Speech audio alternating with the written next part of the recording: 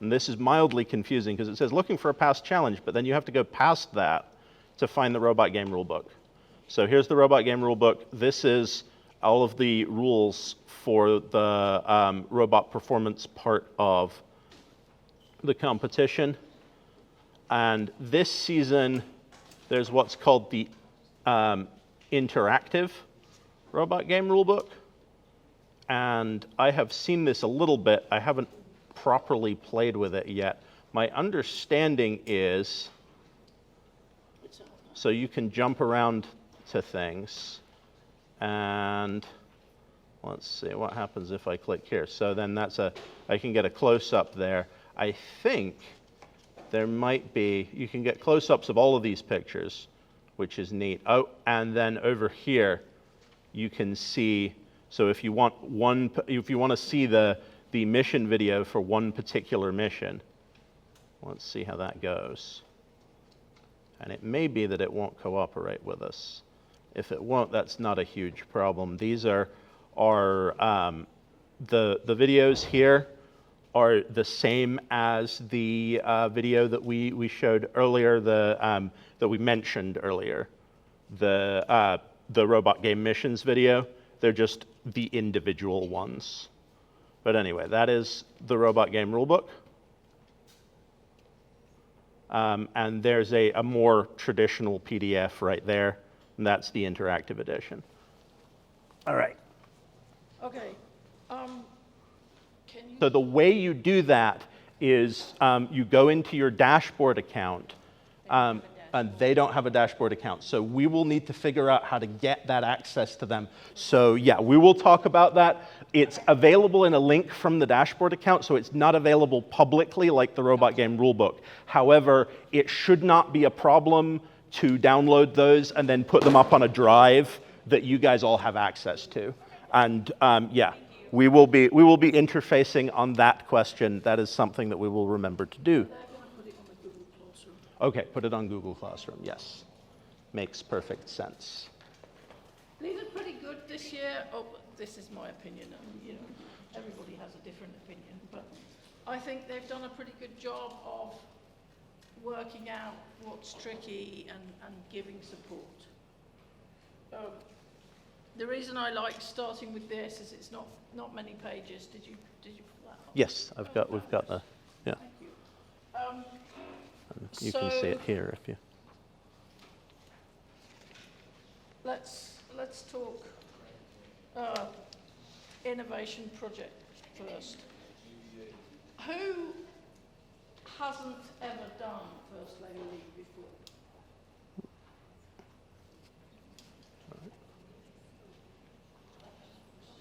All right.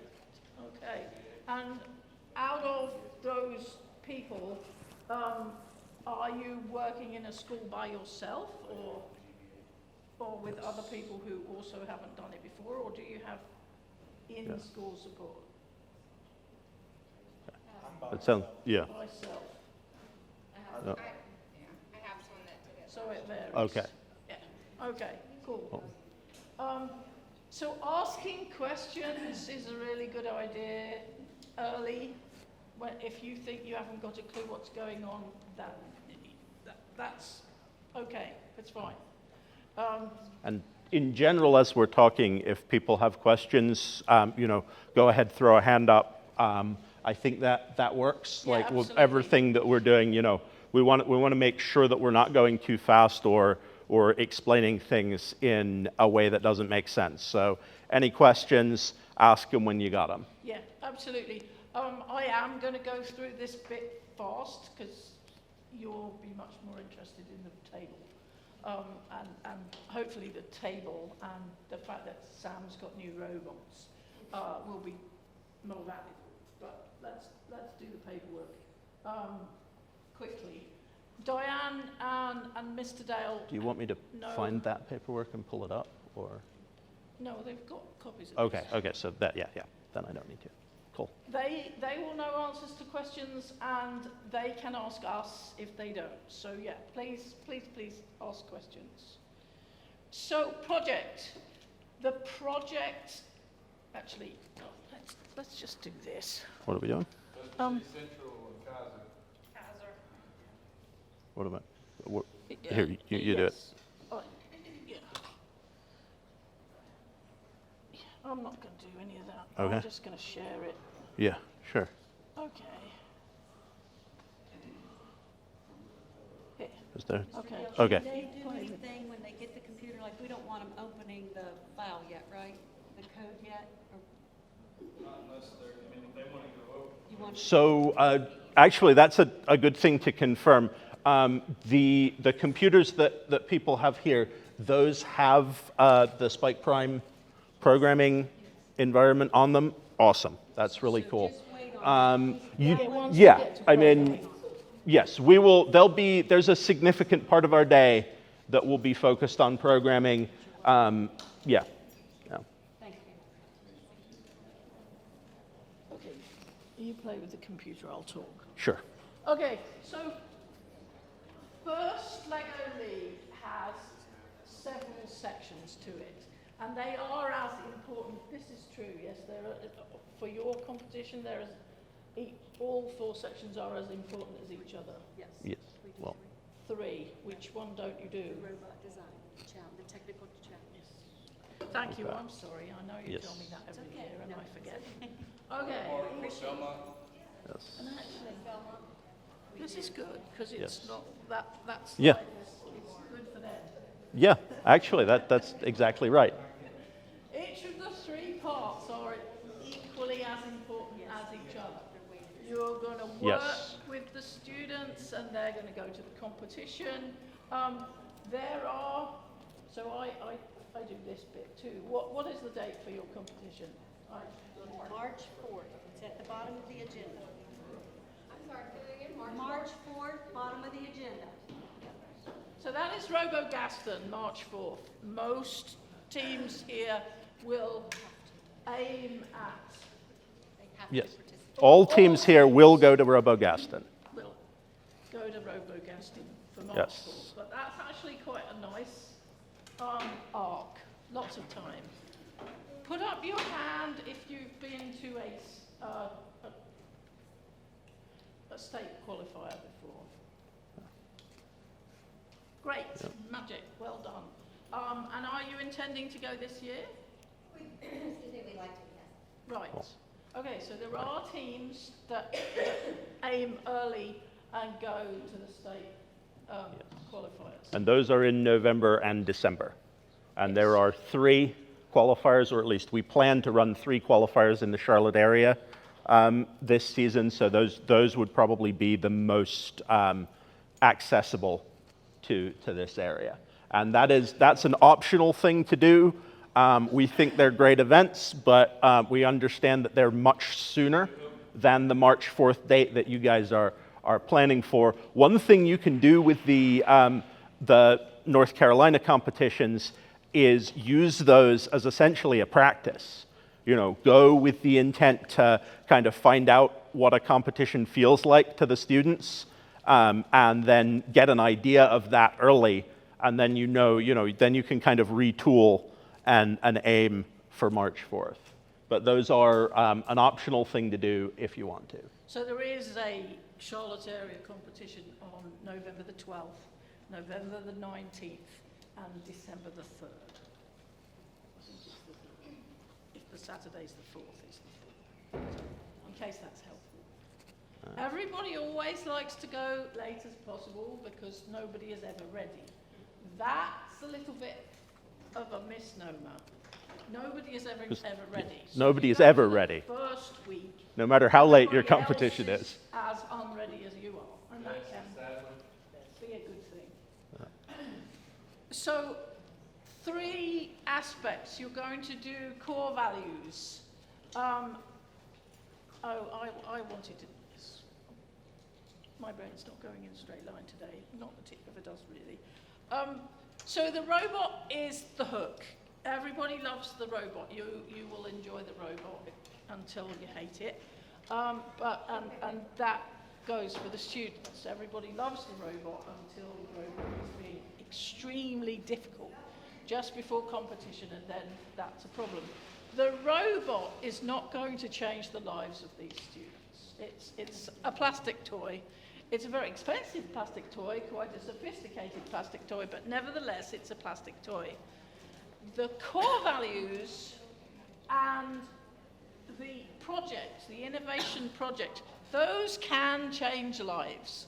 Learning to work together with other people that you don't necessarily get along with, using strategies to make sure that you get everything done and that you share and everybody's voice is heard. Those things make a huge difference to the rest of their lives. Working on the innovation project, thinking about a problem, a real life problem that the world is having a real life problem with, and thinking about things that you can do to help solve those problems, they change lives. Can you talk about why we are doing energy this year? Yes.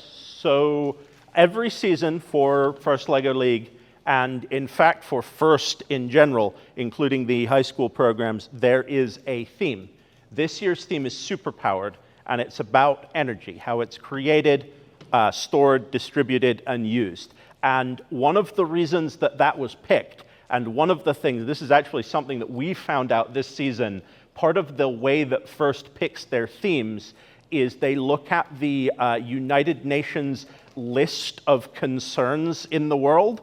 The United Nations publishes a list of things that issues that they feel are things that we ought to be thinking about in the world. And this past year's list included several items relating to energy, including that the percentage of the world that has access to electricity had been going up steadily for a long period of time, since electricity started to be introduced, and that rate has slowed.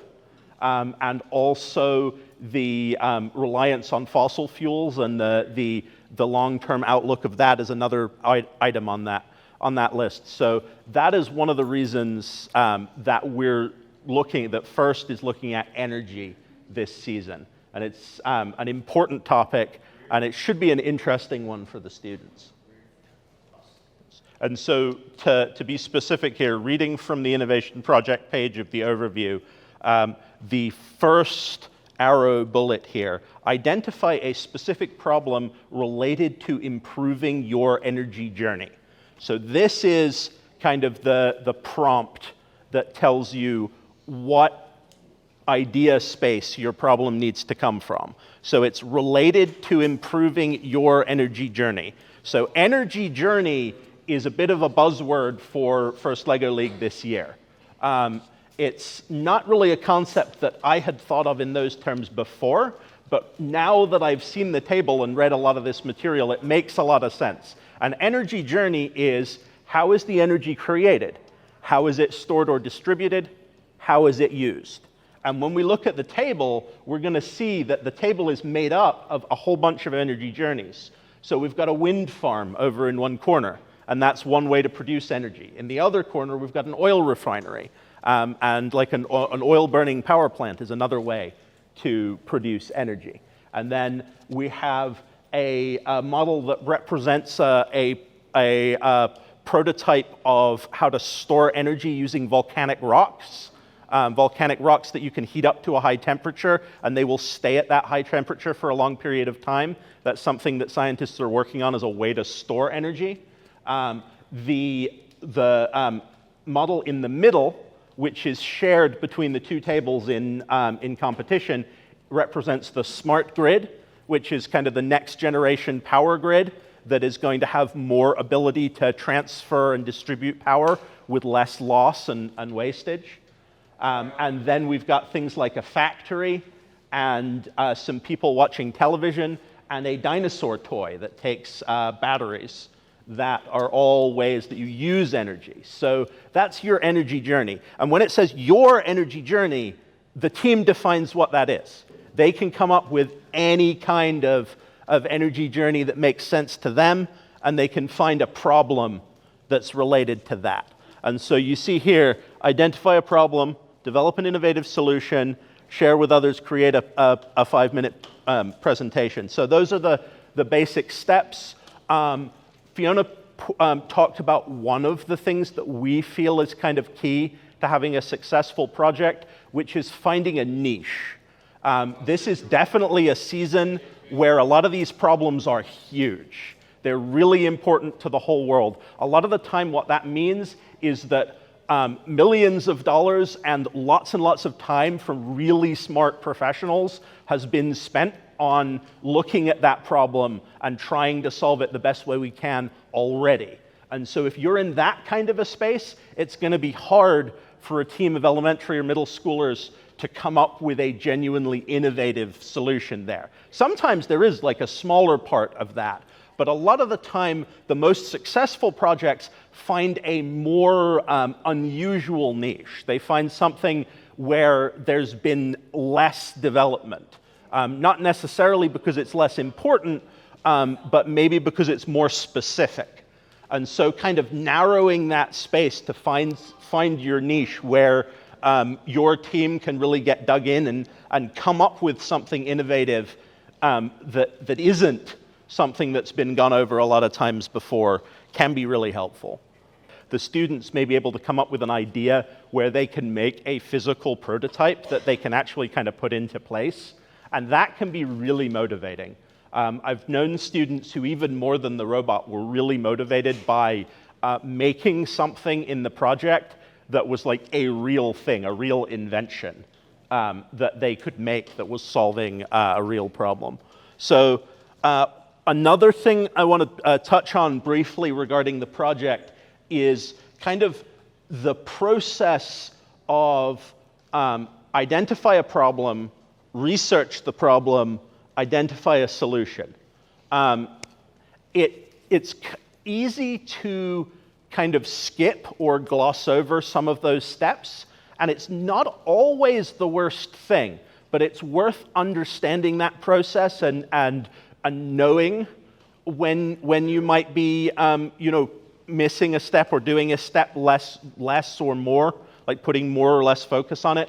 And one example of that is sometimes you'll have a student who has an idea about a solution, and they have like a really cool idea about a solution, and it's actually like it's really cool and maybe innovative, but they started with this solution idea, and I've seen teams that kind of start with the solution idea and really run with that and end up with something very cool, but talking to them in judging, they didn't really do the identify a problem and research the problem step.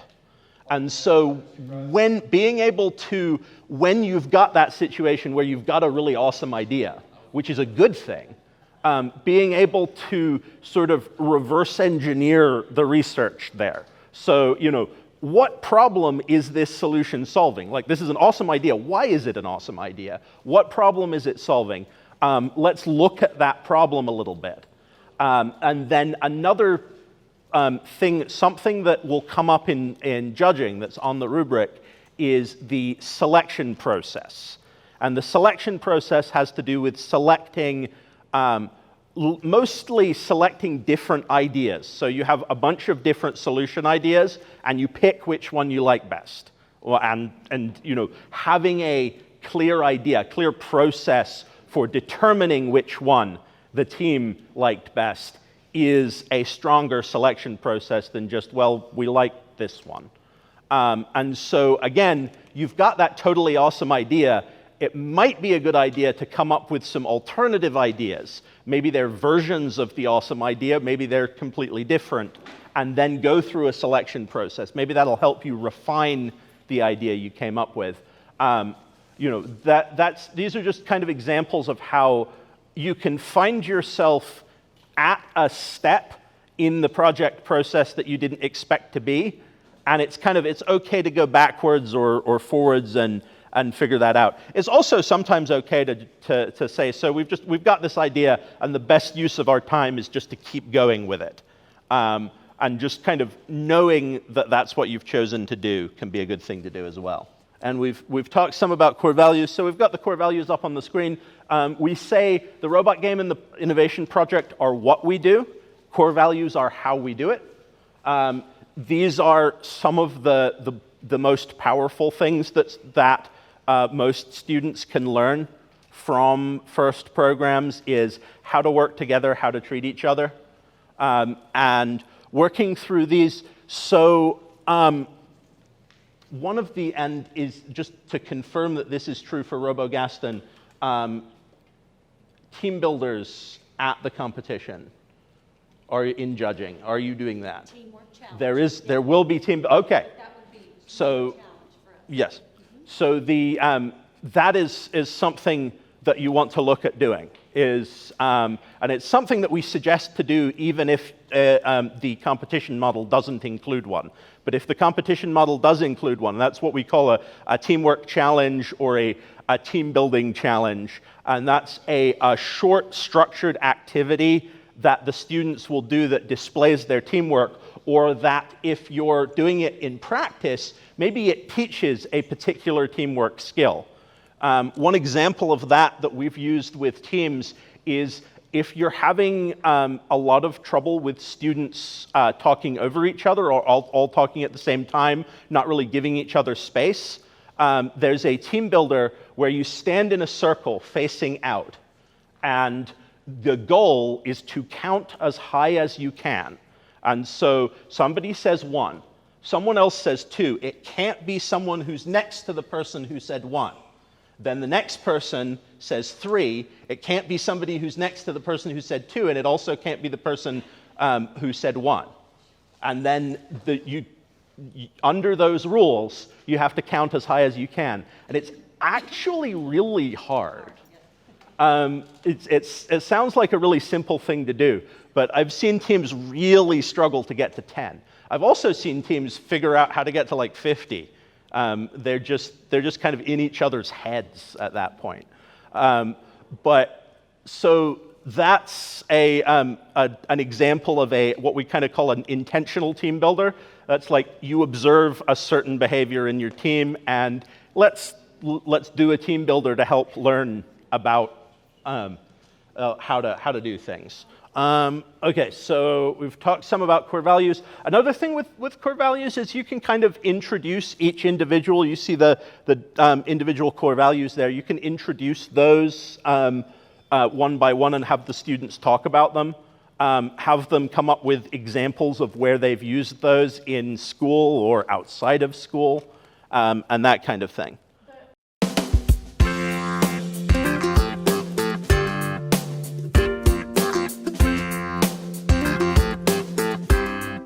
This is the super-powered competition field.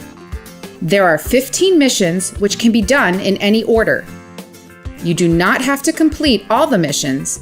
Just try as many as you can in each 2.5-minute robot match. Only the robot game score from your best match will be counted. There are 2 launch areas and 2 home areas. You may have up to 2 technicians at each launch area. Your robot must start completely inside either launch area, and you should program it to return to either home area. You can handle and modify your robot between runs while it is in either home area. Gracious professionalism is how we express our core values in FIRST LEGO League. The robot game is an important place to observe gracious professionalism, and the referees will evaluate this for each team at each robot match. Your robot and all your equipment must fit into 2 launch areas and under a height limit of 12 inches. If it is small enough to fit in just 1 launch area and under this height limit, then you will score the bonus points. Mission 1, Innovation Project Model. In this mission, you will use the innovation project model you have made that represents the solution to your innovation project. If your innovation project model is at least partly in the hydrogen plant target area. Mission 2, Oil Platform. Pump the oil so that the fuel units load into the fuel truck. Then deliver the fuel truck to the fueling station. If a fuel unit is in the fuel truck,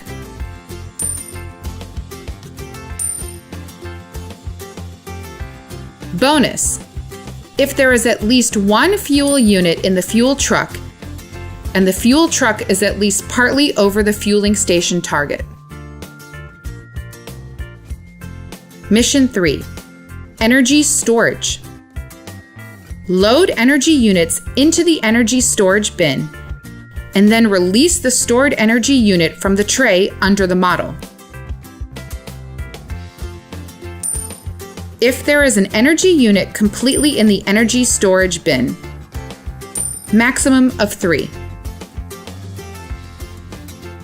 If the energy unit is completely removed from the energy storage tray. Mission 4. Solar farm. Start the distribution of the energy units by moving them off their positions on the mat. If an energy unit has been completely removed from its starting circle. Bonus, if all 3 energy units have been completely removed from their starting circles. Mission 5. Smart grid. Raise your field's orange connector to complete the smart grid connection with the opposite field. If your field's orange connector is completely raised. Bonus, if both teams' orange connectors are completely raised.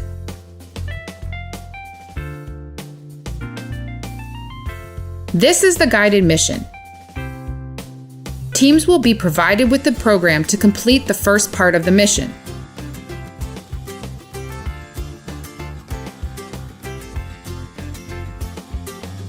Mission 6. Hybrid car. Recharge the hybrid car by inserting the hybrid unit into the car. If the hybrid car is no longer touching the ramp.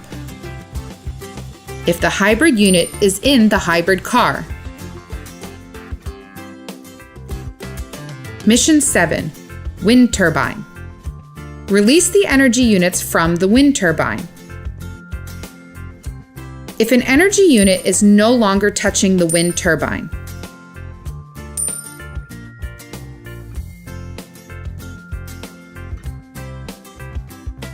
Mission 8.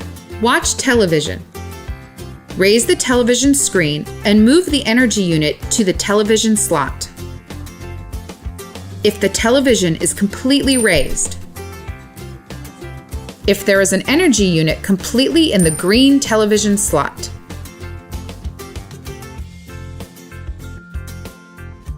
Mission 9. Dinosaur toy. Insert an energy unit or a rechargeable battery into the dinosaur toy to make it work. If the dinosaur toy is completely in the left home area. If the dinosaur toy lid is completely closed and there is an energy unit inside. Or there is a rechargeable battery inside.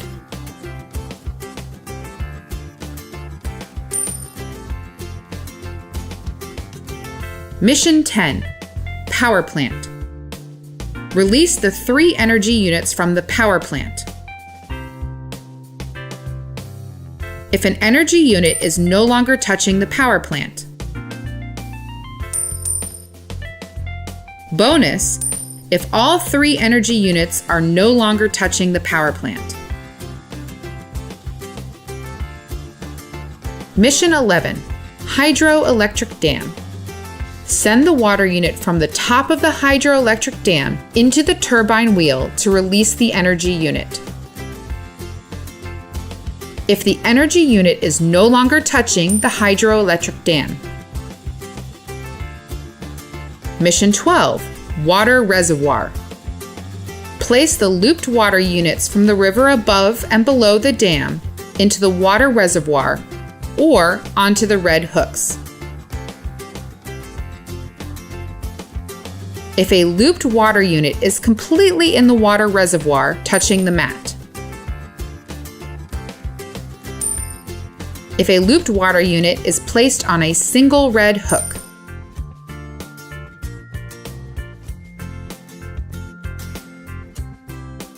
Mission 13, Power to X. Deliver energy units to the hydrogen plant target area. If there is an energy unit completely in the hydrogen plant target area, maximum of 3.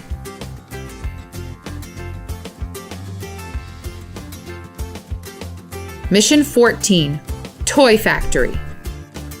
Deliver energy units to the toy factory bin and release the mini dinosaur toy. If there is an energy unit at least partly in the slot in the back of the toy factory, or in the red hopper, maximum of 3. If the mini dinosaur toy has been released,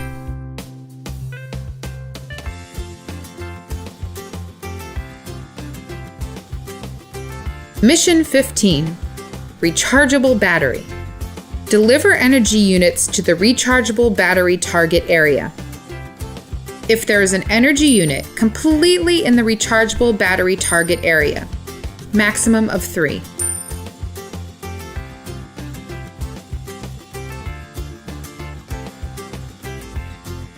Precision tokens.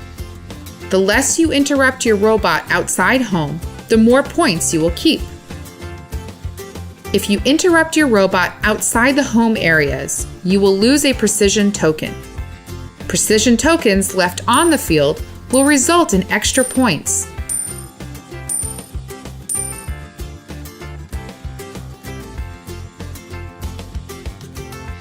Remember that referees will be evaluating your gracious professionalism at each match. Remember to read the Robot Game Rulebook and check for any updates during the season. Good luck!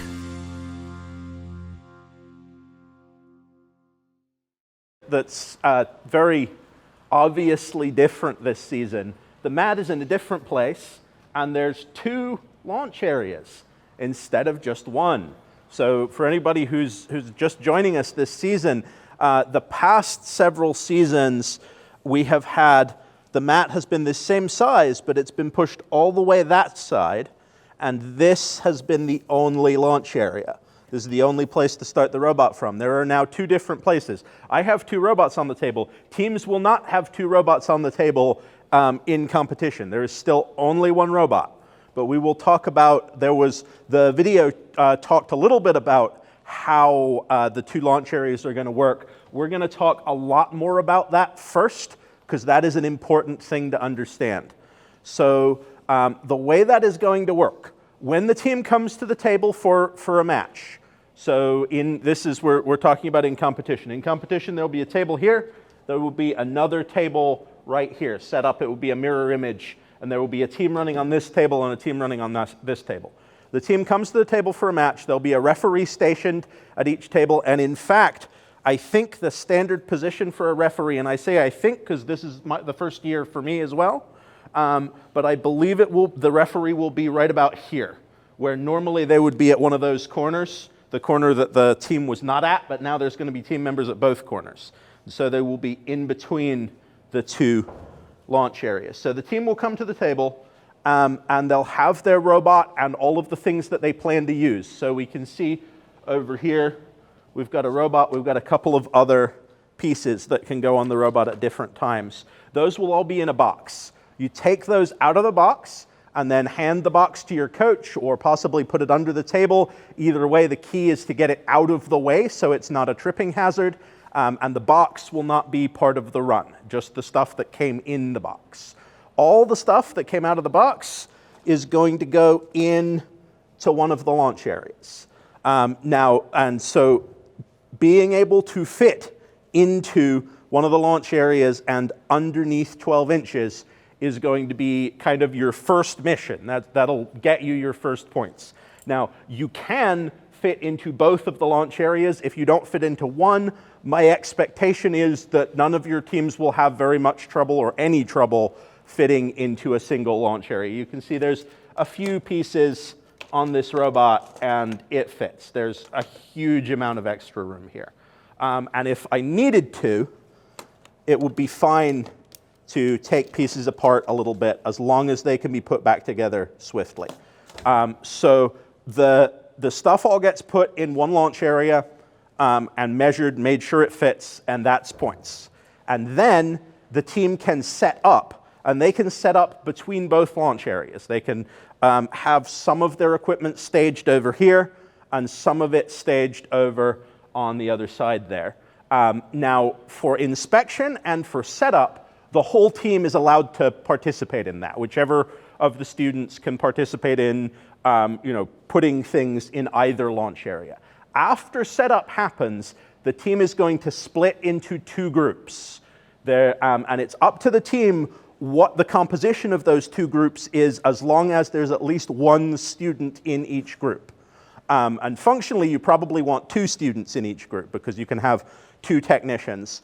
But they could be in half, or it could be if there's 10, you could have 6 over here and 4 over there, if that was what made sense, or 5 and 5, or any other. You could do something like 9 and 1. That probably wouldn't make sense strategically, but if the team came up with something and it worked for them, then that would be fine. So the team splits into 2 groups. And those groups, from that point, and this is after setup, but before the match starts, from that point on, those groups are on the sides that they're on. So there's a group on the blue side and a group on the red side.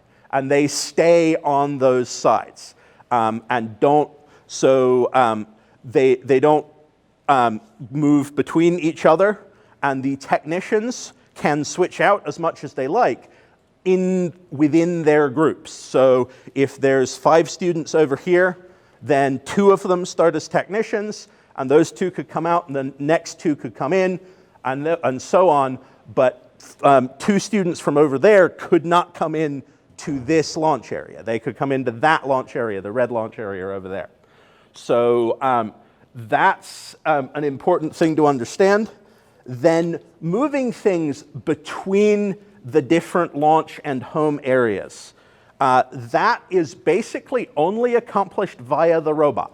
So the robot can drive out and do things on the table, and you can program it, as the video said, to come back to either launch area. So you could program it to go out and do some missions over here and come back over here.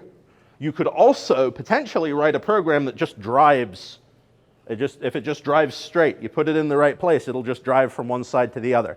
And that might be a good idea to do just in case you need to just get from one side to the other at any point. But that's up to the team to figure out and choose to do. So yes. So in the past, we could end in the launch area or one of the home areas.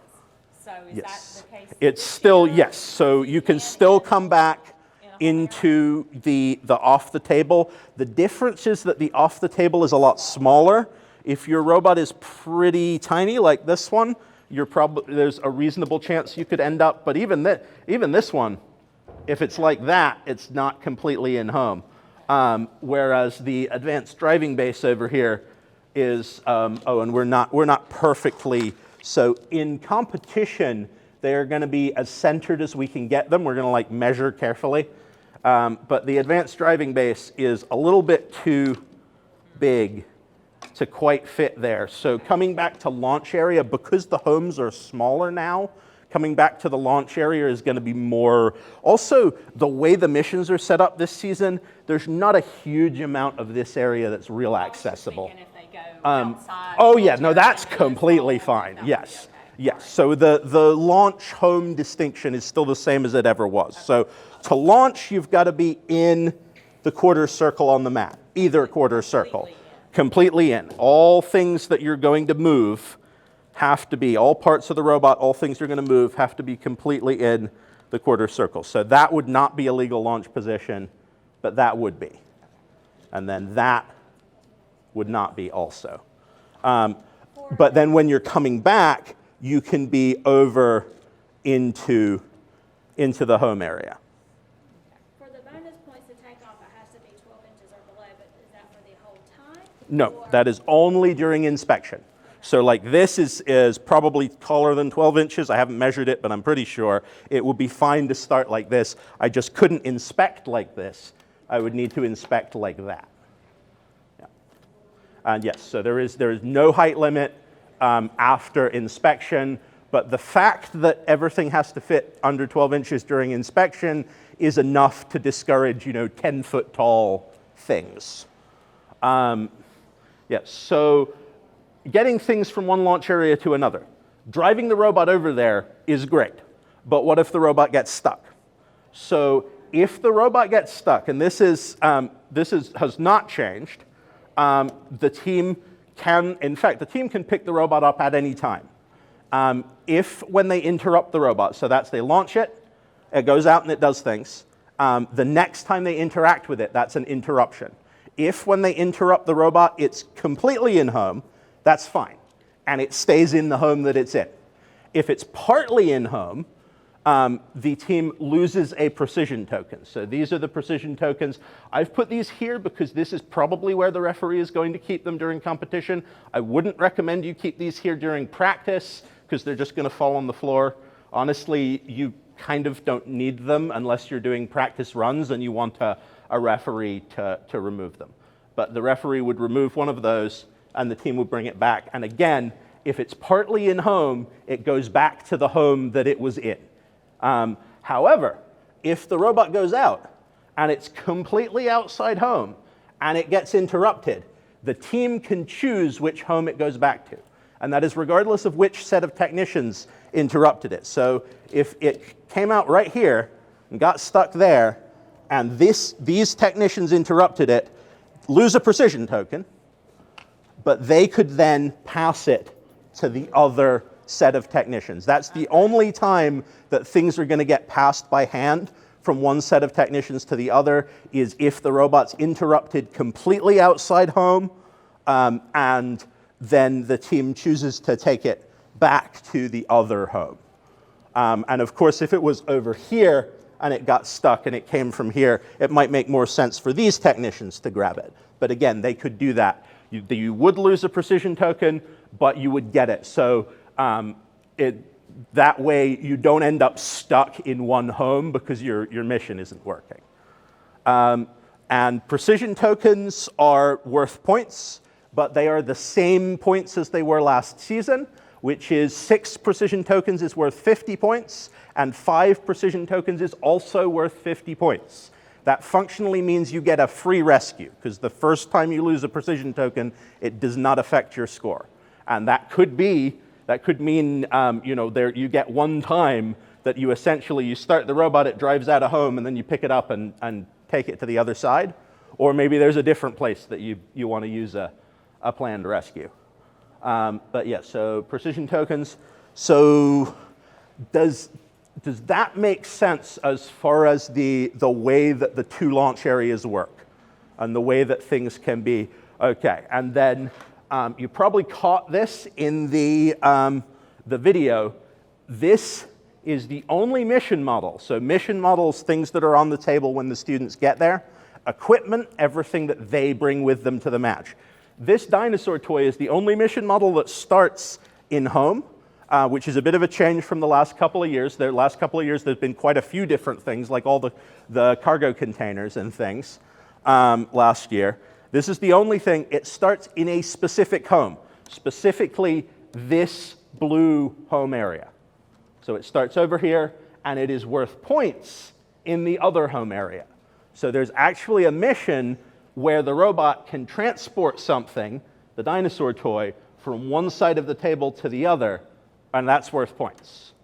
And as a side note, if the robot were trying to transport the dinosaur over there and it got stuck, and the team interrupted it losing a precision token, they do, because of the way the rules read, the dinosaur toy left home with the robot last time, so it goes with the robot. It goes to the other home. You do score the points. You still lose the precision token, but you do, assuming that the robot had the dinosaur toy when it was interrupted, then it would go to the other home and you would get the points for completing that mission. Do they tell us exactly where that's going to be? in this home. And so so as soon as the team gets to the table, when they're doing setup, they can move things in home wherever they want. I'm going to instruct the referees to set it up here. So this end north of the launch area, so that it's not in the way of of the inspection or setup, but it's up to the team. Once the team is here, they could move it over here. They could start the match with it on their robot if they wanted to. And they can put it on the robot with their hand. Yes. The robot does not have Anything that's in home is the team's to touch. You're not allowed to take mission models apart, so you can rip the tail off. You could open, and I see your question, I'll get you there real quick.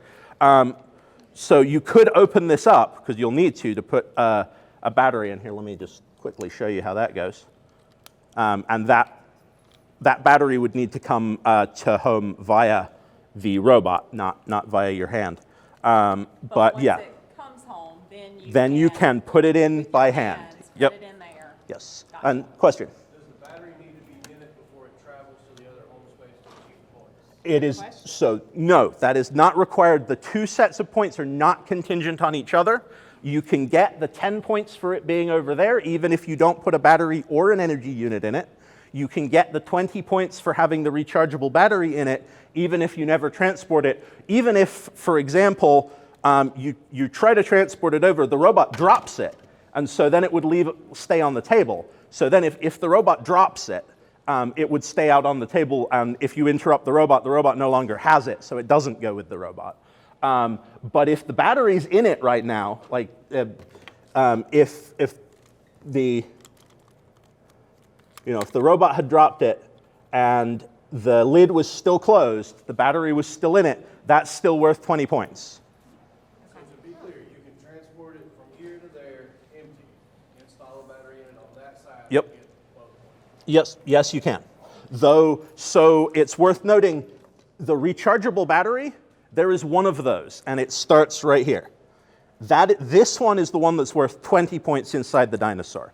The energy units, which there are 12 of, and they are all over the table, these are worth 10 points inside the dinosaur. So, the strategic implications of that are up to the team to figure out and decide what they want to do.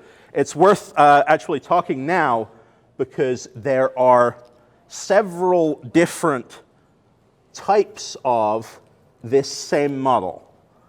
They're the same, these discs with the 3 beams inside them. There are energy units. These ones, the white with the green center, those are energy units. There's 12 of them. These ones are energy units. If it says energy unit, that's what it means. It does not mean the rechargeable battery. There's just one rechargeable battery, and that is there. And in fact, it specifically says, because it starts in a place that's worth points for an energy unit, specifically says in the rules the rechargeable battery is not an energy unit. The hybrid unit starts over here and is worth points in the hybrid car. The hybrid unit is also not an energy unit. It's not a rechargeable battery. The water unit starts over here in the hydroelectric plant. And you can see that the energy unit comes out when you activate that. The water unit is also not an energy unit or anything else. This water unit is also not a looped water unit. This is a looped water unit because it's got a loop. This one is not a looped water unit. So this one is not really, it makes this function, but this model isn't actually worth points of itself anywhere. It's just worth points because it pops that little thing out.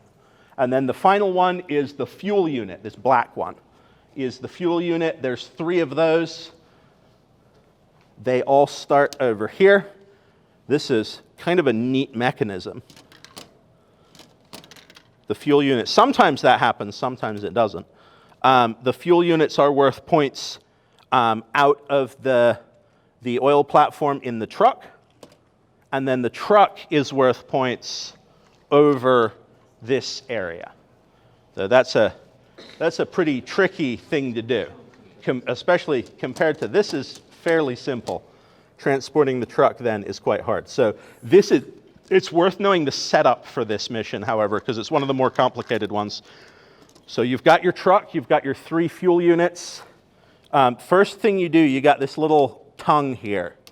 There's a small piece on the side, which makes it easier to lift up. You lift it up. You take the truck, and you slide it so the back wheels are over this kind of chalk here.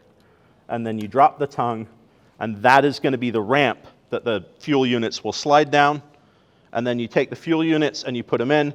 But if you don't, and it didn't do it for me. Normally, if you don't put a finger here, this will go all the way through and slide into the truck on its own. So I generally hold on to it for the first 2. The third one, it's generally pretty safe to do that there. So that one is worth points if the fuel is in the truck, whether the truck moves or not? It is not, yes, the truck is not required to move. Let me check to see if it's the fuel. Yes, it is a fuel unit in the fuel truck. Okay.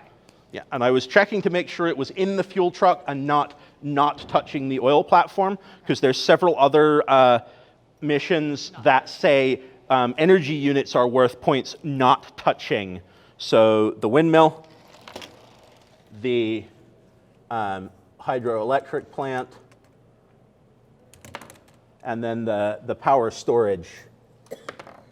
And now that's an interesting one where I pushed that down and 1 energy unit came out,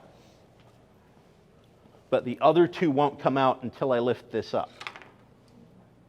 Alternatively, if I'd lifted this up first,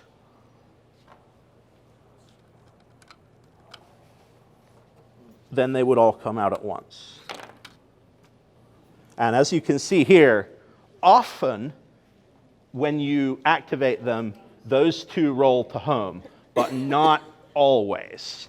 This one got stuck against the wall here.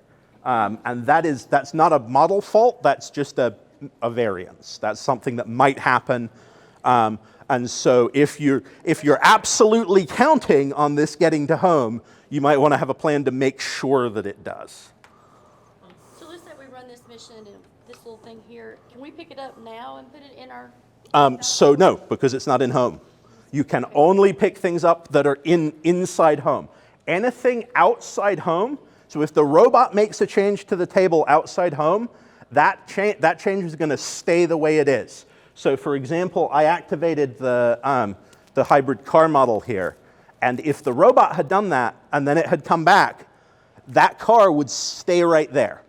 So then, if you wanted the robot to go, come out like this and go over here, if the car got in front of it and that was a problem, well, then, maybe that mission needs to come after the mission that comes here. So any changes that the robot makes to the table stay that way. And the only things that you can touch during the competition runs are you can interrupt the robot and bring it back. But otherwise, you can't make any changes on the field outside home. Yeah. In that scenario you just had, can you use the car to push the window? If you can, if that's, that would score. That said, now look what happens if we, and I've never actually done that before. This is interesting. So now that first one is good, but now we can try to push again, and it doesn't, because it's got to reset. So that's actually fascinating, and that's one of those things that you want to figure out in practice so that you don't have something like that happen in competition. But yeah, so then you see here, this is actually, the windmill is another of the mechanisms that's kind of cool this season. Though that's another example of something that can happen, and that's not a mission fault, that's something that can happen. And so you might want to plan your mission so that it can, maybe hit it more times than it needs. Because if you keep hitting it, it'll generally come out. Some of the alternative ways may be attractive. So if you could do something like this, that would score just as well as pulling back on there. And that's one of those things that, like, I'm mentioning it so that you've kind of got it in your heads. That's one of those things you want to let the students figure out. You know, you can kind of guide them towards, so, you know, play with this mission. How does it work? What are all the different ways you could do it? You know, do the rules say you have to use the red lever? All that kind of thing. But kind of let them do the figuring out that comes to getting to the answer. All right, smart grid. Solar panels. This is one of those ones that it's worth mentioning what the rules are because they're very simple and it's one you don't want to forget. That is worth points. All you've got to do there is you got to push the energy unit so that it's completely off the circle. Now, these are energy units, so they're potentially worth points in other places. So maybe coming out and collecting them would be even better. And of course, if you collect them, if they're in home or they're in some other mission model, they're completely out of the circle. But you can score points for that mission just kind of by doing that. And that's something that the collecting energy units is going to be a key aspect this season.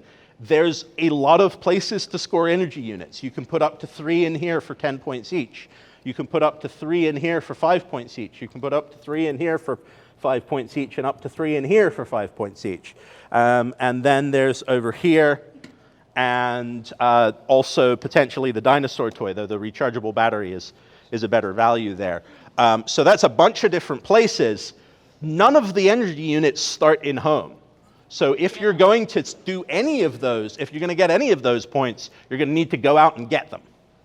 So that's going to be an interesting, especially when, how do you catch the ones that are coming off models like that one? On energy units, let's say like those roll down the ramp to home. One makes it over there, but you really need it over here, so you can switch those back and forth. Oh, so those are under the same rules as the robot and all of the other equipment. The only way to get them between the home areas is using the robot.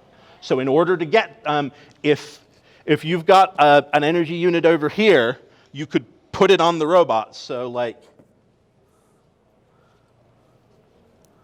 you know, if we could kind of stick it in there like that, and then just drive it across. Or, you know, any other way that you could get the robot to drive it across. But yeah, if you're in a situation where you've driven the robot over there, and maybe done this mission and this rolls back over here, then it's going to be tricky to get that energy unit that's over here over there. Because yeah, you cannot do it by hand. The only time that these technicians can hand something to those technicians is if the robot is interrupted completely outside of home. Then they can hand it over. Otherwise, there's no... And if it had an energy unit on it at that point, if it came from home. And if it came from home, so that's actually really important. Because here's an example. If we do this, and we catch an energy unit, and then we interrupt it. Now, we don't get this energy unit back because the robot picked it up outside of home. Gotcha. The referee is actually going to take this energy unit and hang on to it. So it gets removed from the table for the match. Now, if we brought it to home, and then we put it on the robot to send over here, and it got stuck, and we interrupted it, then we would be allowed to, yes. The key is, did it come from home with the robot? If it came from home with the robot, then you get to keep it wherever the robot goes. It will go with it.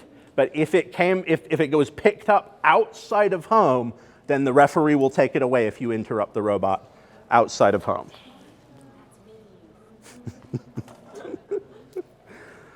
All right. So the TV we got here, and that was interesting. So the energy unit is worth points in this little slot. So you got to hit it hard enough, but not too hard. That's interesting. This one's being a little bit finicky today. I have found that it's pretty easy to get it in there, but now it was being harder. So that'll be an interesting one to find. With the TV, there's an energy unit, and so to know for setup, this goes in. If we turn around, there's a little slot behind the TV. You take an energy unit, you put it in there, you put the TV down, you pull the couch all the way out. That is how that sets up. And since I picked this up, it's a good opportunity to talk about dual lock. So the mission models, or many of the mission models, are attached to the table using what's called dual lock. It's a little like Velcro, but instead of being hooks and loops, it's the same on both sides. So you don't have to worry that the hooks or the loops are on the mat or the mission models. You just stick it down. There's a bunch of X's, these squares with X's in them. You put the dual lock on those squares, and then you put a second layer on with the sticky side up, and you press the mission models down onto it. And once you've done that, you'll have this situation. And then when you press it down, you'll hear that get.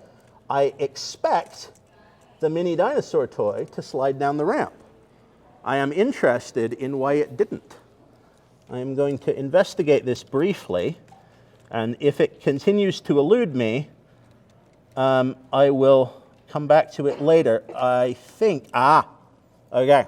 So now this is a useful thing that you might want to know. If your mini dinosaur toy is refusing to slide down your ramp, check your rails, because there's a pair of rails right here. And what happened, and I think, let's see, there we go, that's how it should work. What had happened is this rail was just a little bit pushed out, which meant the space here was squeezing the bottom of the mini dinosaur toy, and it was not rolling properly. As soon as I pushed it back into its hole, it worked like it was supposed to. So then that one, that would be more along the lines of a model fault. When this lifts up, the dinosaur toy is supposed to roll down that ramp. So if it's not, figure out why. Would referees then, let's say you come to the table and you're not, because at competition, you don't get to like necessarily touch it with referees. So you get to look at it, and you get to look at it and check. And I would actually, if you're going to do that mission, you might ask the referee to check that mission and make sure it's working beforehand. That is the first time I've seen that particular issue. But yeah, that might be something that it would be a good idea to ask the referee to check by hand. We will see how prevalent it is. If it were to happen in competition that it didn't, like it failed to score because of that, then the referee would be able to, like, if they could confirm that it wasn't working because of a problem with the mission model, and they were comfortable that was, so like the tricky part there would be if the robot had smashed into it at some point during the match, possibly the robot made that thing loose. So in that case, that would be just the team preventing something from scoring. But if it had happened before the match, so that's one of those places the referee would need to make a judgment call. However, generally, benefit of the doubt in favor of the team, what they'd do is they'd mark that mission as scored. Okay. They'd just say, like, it should have scored, so we'll say it scored. Because there was a mission last year, the helicopter one or something, where sometimes things would get, like Yeah. would fall off before it was supposed to. Yes. And you would touch it, and they Yep. would make a judgment call as to whether the team Yep. That was a... actually completed it or if it had Yes, just been correct. That was the helicopter self-scoring, and then there was the cargo plane that would sometimes self-score as well. I don't foresee there being anything as much of a pain as that. It seems like as long as, because those were examples where you could build those models perfectly, and they would still exhibit the problematic behavior. This one, at least so far, it looks like if you're careful to make sure that all of the connections are tight, then it will work correctly. And so, as a note, the students may not touch the table before the match, but they may visually inspect it. So they can take a look, and I think you can probably see if this, so like that there. It's kind of small, but you can see, if you, especially if you compare it that side to that side. That said, the other thing you could do if you're concerned about that is just have the students ask the referee to check, make sure, make sure the dinosaur will roll down the ramp. And the referee would just do like that. And I think I will, since that's definitely something that could happen, I'll teach referees to know that that's a thing the team might ask and be prepared for it. We've covered most things. Looped water units, worth points on the mat inside the reservoir. The loop does not have to be inside the reservoir, but the unit does. Yes? Will the units be set up with the loops in any special orientation? Yeah. So you can see on the mat, there is a little edge there. That is where the loop is going to go, and then they will be as straight up and down as it is possible to make them. Understanding, you can see how these loops are not perfect. There's some natural variance in these. If you see one that's like, if you see one that's like that, that's not right. They're supposed to be straight up and down. If you see one that's like, really twisted, you can ask for the referee to give a go at trying to straighten it out a little bit. Like, yeah, that was actually somewhat effective. Practice and purposes, they will be oriented in a certain way. Yes, like this. Excuse me. You can see the little half circle there.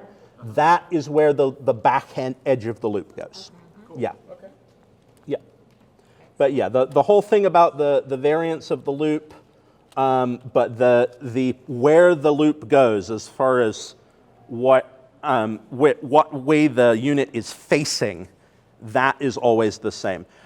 Something very small that may matter is how the inside is oriented compared to the loop. It is like this. So you can see this is the loop, this is the inside. And that's actually slightly more difficult potentially, because like this is one way that you could deliver them. And if the loop were this way, then you might be able to put them on hooks like that. But it's not. This is the correct configuration according to the instructions. And so it might be, and you might still have a way to, maybe you could still put it on a hook like that. But that is generally a less favorable position. The other thing to know about unit construction, and this probably doesn't matter, in the instructions, if you see, and if you have time to look closely at these, there's a little cross here, like this part here, which is a little bit of a cross part. That is perpendicular to the middle part, and they are the same on both sides, meaning that meaning that an axle will go through them. So like that. Okay. Because if these are offset, that will not work. And so that is another, something like that would be a way that you could manipulate one of these. And that is how they're supposed to be.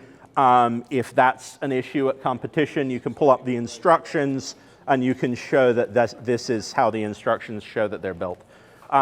Unless there's an update. So everything I'm saying, if there's an update that contradicts it, the update is correct.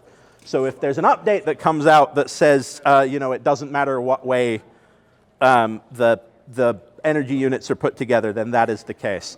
I don't expect that particular update will happen. So the water units on hooks or touching the mat. So loop doesn't have to be in, so that would be fine. But the unit has to be completely in, so that would not score. The hooks score per hook, not per unit. So that would be 1 hook, not 2. And that would be 2. And now this, can't even do it. Yeah, I actually can't do it. But if no? If I was able to get one unit on 2 hooks, which I just can't, but if I was able to, the condition for that says is a unit on a single hook. So similarly, a unit that was on both hooks would not score. But don't worry about that because it seems like it's much harder than getting it on a single hook. And even then, the hooks are, and so up to 3 units in here. And then the other part of this mission is if this is removed. And so it's removed from the tray. So you can remove the tray from the storage bin, but that would not score the unit removed from the tray condition. So the way to do that would probably be to bring it home. Yes, that's the most likely way that you would score that mission. This is the display wall. There is a pair of bags in your challenge set when you get it. So all the bags are numbered. Bags 1 through bags 15, through bags 13 are the mission models. Bag 14 is the white bricks that you can use for prototyping your innovation project. Bag 15 is a bunch of little colorful tiles that you can use to decorate a display wall. And this is entirely optional. It's not worth points, it's just for fun.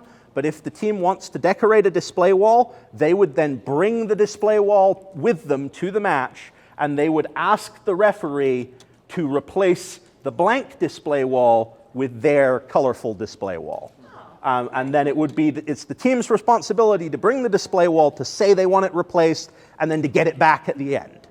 Because otherwise the referee's going to be waving it, running after them. So that is, it's not, there's no points related to that, but it's a fun thing that the team could do if they wanted to. All right, so we have talked about, I think, so then there's the hydrogen plant in the middle. This is where the innovation project model goes. Now, the white bricks in bag 14 are there if you want to build an innovation project model out of those. It's actually not required that the innovation project model be made out of those white bricks. And that is actually something that I did not realize. My attention was drawn to that at an invitational tournament this season. The rules do not say, when they just say white Lego pieces. They don't say the white bricks from bag 14. They don't say anything like that. They just say the requirements for the model are it's at least 4 studs in some dimension. So a stud is either the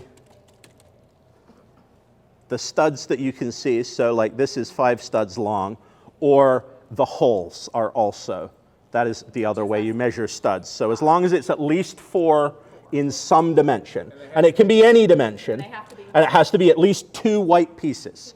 But it doesn't have to be only white pieces, and the white pieces, they just have to be white pieces. They don't have to be the particular white pieces. Yeah. The innovation project model is equipment because you bring it to the table. Yes? Can you have the energy units and your model in that oval?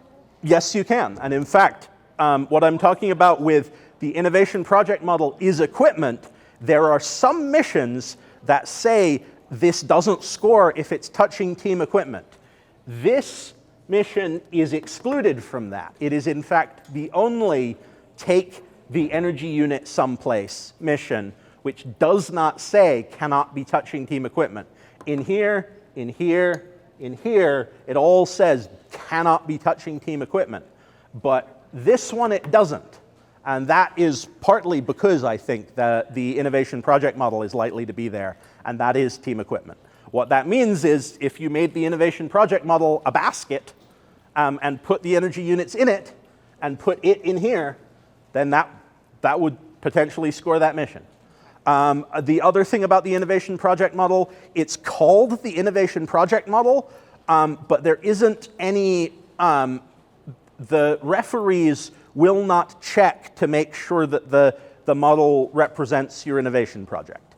If the team wants to tell the referees about how the model represents their project, they can, but they're not required to, and the referees won't ask about it. It's not used for scoring. So if they make a model that has 2 white Lego pieces for the purpose of scoring this mission, that is also fine. You know, building a prototype of your innovation project is very important, and if building it for the robot game is a good motivation for that, then that's a good thing to do. But if the team is prototyping their project in some other way, it's totally fine to have an innovation project model that you score that mission with that may, you know, the way that it represents your innovation project may be abstract. All right. I have Yes? still a little dance on this. Does the innovation project, and all of it must be white? Or No. It has to have 2 white pieces. white pieces? Yes. And then anything, Yes. And the 2 white pieces don't have to be touching each other. Just 2 of the pieces have to be white. okay, got it. Yes. Yeah, that's a lot more lenient than I have previously been with that mission, but it is, I was making a mistake. I was reading things into the rules that weren't there, and that's one of the important things. The rules mean exactly and only what they clearly say. If the rules don't say you have to do something a certain way, then you don't have to do it that way. If the rules don't say, you know, you may only use these white Lego pieces, you can use any white Lego pieces that you're allowed to use. Okay. Good to know. Yep. All right. So I've talked about all the different mission models, at least somewhat. Other questions? All right. So yeah. With the new robots, Yes. there's a whole lot of different looking pieces that you're using to build this robot than what we had before. Are we getting all of these new pieces as So well? every single piece that is on that advanced driving base is going to be, so as a team, when you buy a Spike Prime, you get the core set and the expansion, and Okay, all right. Which allows that. yes, Okay, yeah. all right, thank you. Every single, this is actually, these also came out of it, but this is the advanced driving base, including these 2 attachment pieces. Okay. There are instructions, and when we look at the programming, I'll show you how to find those. There are instructions on how to build this exact robot, and all of the pieces you need to build this will be in your in the core set and plus the expansion. Specifically for electrical elements, the core set includes 1 of these larger motors, the 2 smaller motors, 1 light sensor, and the expansion has the other larger motor and the other light sensor. The expansion also has these big wheels. There's a smaller set of wheels that come in the core set, which are also good, honestly. But yes, and yeah, you guys are going to get a core set and an expansion. Yeah. So I'm always irritated when I'm watching the FLL videos and I'm like, oh, that's so cool, and then we don't have any of the pieces to yes, make there's a myriad Lego pieces out there. You can spend a lot of money on Lego if you're not careful. On the old EV3 robot, this had the screen here that the kids could see what program Correct. was pulling up. Yes, so we will talk more about that when we get to the programming, but I'm going to talk a little bit about it now. So a big change between the EV3 and the Spike Prime, and this is in a way it's a change that's a little bit not in favor of the Spike Prime, is that the Spike Prime has a set of pixels here, and you can see those little squares. That is the extent of its screen. It does not have a screen that writes text. Now, the way that you tell where a program is, so when it boots up, you can see this little heart. But then if I navigate over, you see a 0. That is program number 0. Here is program number 1. And I will show you, when we go through the programming, I will show you one of the first things we're going to do once we get into the programming environment is, well, first we're going to rename the project. Then we're going to show how to pick a download slot for your program. So then you got program number 2. I think it's like 20 that you can fit. The other thing that you can do, and this is something I've done with this robot, is, and I think I touched on this last year, is making a master program, which is where you have a single project, one programming canvas that has a bunch of missions in it, and there's a way to switch between them. So if we start this, you see it comes up with what looks kind of like a W, or at least it's supposed to look like a W. That W stands for windmill. That's my windmill mission. Now, if I hit the left button, it's going to run that mission. Now, if I run it again, if I hit the right button, it's going to switch to the T, and that's my TV mission. So if I hit my left button, I run my TV mission. And then it switched to F. F is my factory mission. And I come over here, and if I hit my left button, so what I've got it set up to do is if I hit the right button, it navigates to the next program. So I go H, S, B, and then back to W. So I've got a little menu system where I can go in between, but if I hit the left button, it's going to run whatever program I have selected and then increment to the next one. And I can also, if that may be something that we get into in the second portion of programming that's a little more advanced, but I can show you a fairly simple way of doing that. And that was, so the, like doing that and then putting using the light blocks to put the pattern of lights you want.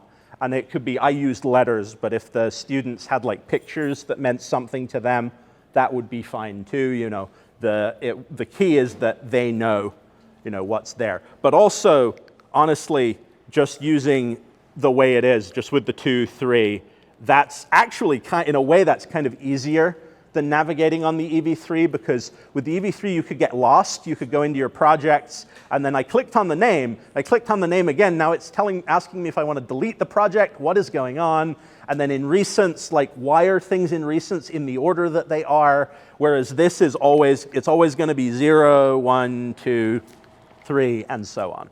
So there's, like in a way that like this is a little less sophisticated, but it's actually potentially better for the purpose of running missions on this table than the EV3 screen was, unless you were doing something. I know teams who put huge amounts of information on the screen, like during the match. It would tell them how much time was left and what their sensors said and all kinds of things, but you've got to be pretty advanced to do that.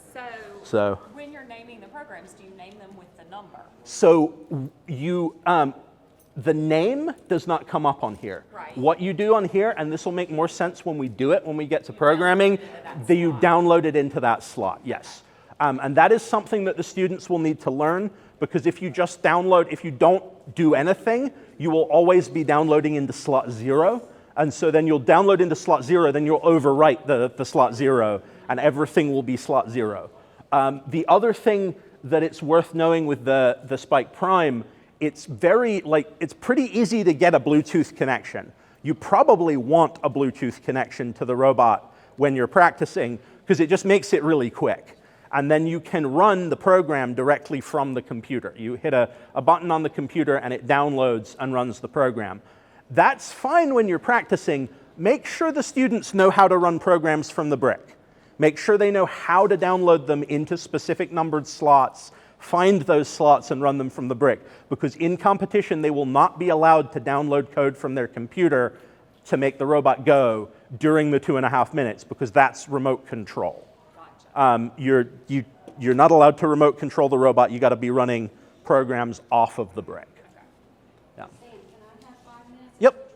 The robot and testing and kind of show you what that looks like. And then possibly during lunch or maybe afterwards, if you want to download and test some code on one of the robots that we've got here, there may be an opportunity to do that. So to start with, we're going to look over here at here, and one of the things to look at is building instructions. Interesting. And it may be that because I am not online, I'm not seeing everything that I would be seeing. Let me know if you go into build, if you're seeing more than I'm seeing. So here it has a bunch of download options. And I think that's the thing. I think if I had downloaded these, then I would be able to find the instructions in build. Let me see what happens if I click, yeah, download failed because I'm not on the internet, and that's fine. So this is where your building instructions will be, and if you download the competition ready unit, then you will get the building instructions that include the driving base 1 and the advanced driving base, and those are the base robots that you're going to look at starting with. So having done that, let's look at a new project. So when I go to say new project, it gives me the option between icon blocks. So this is an extremely simple like visual language. This is really designed for FLL Explorer and the Spike Essential. Word blocks, which is what we're going to be talking about today. And then it also gives me the opportunity to use Python.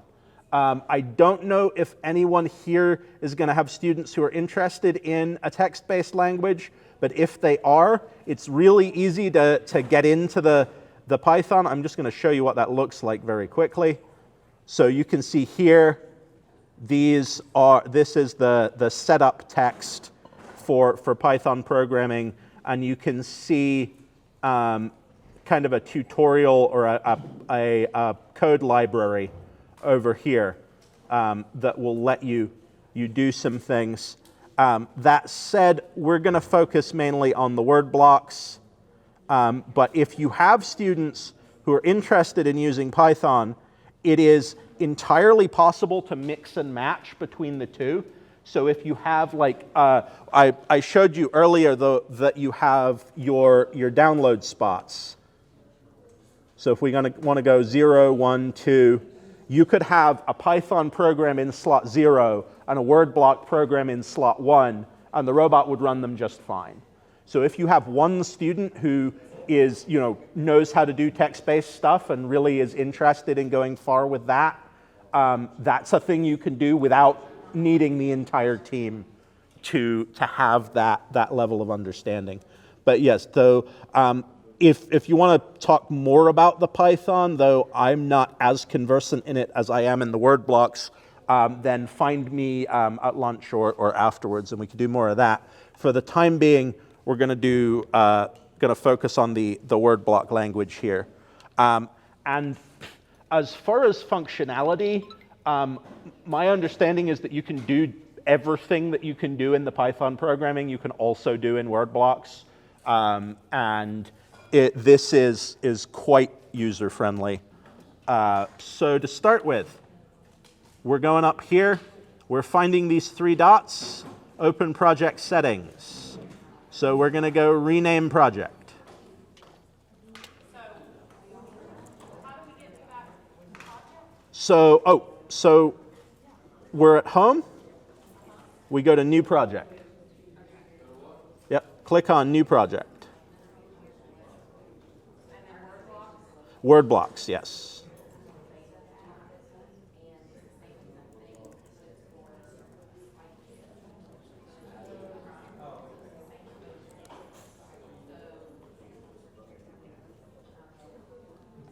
So I can rename my project, and interestingly, we got the name up here.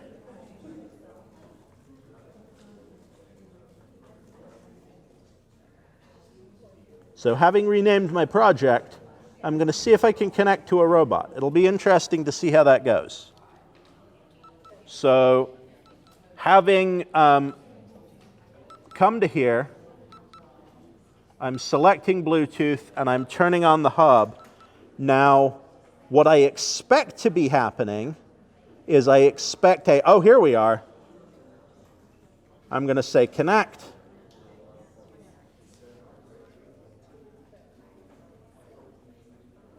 And that's going to take a second, and hopefully it will be successful.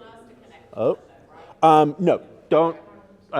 You could. I mean, my robot's on Bluetooth. But yeah, for the time being, we could maybe do that later. Okay. But yeah, okay, I'm connected. Nice. So I just had to click it twice.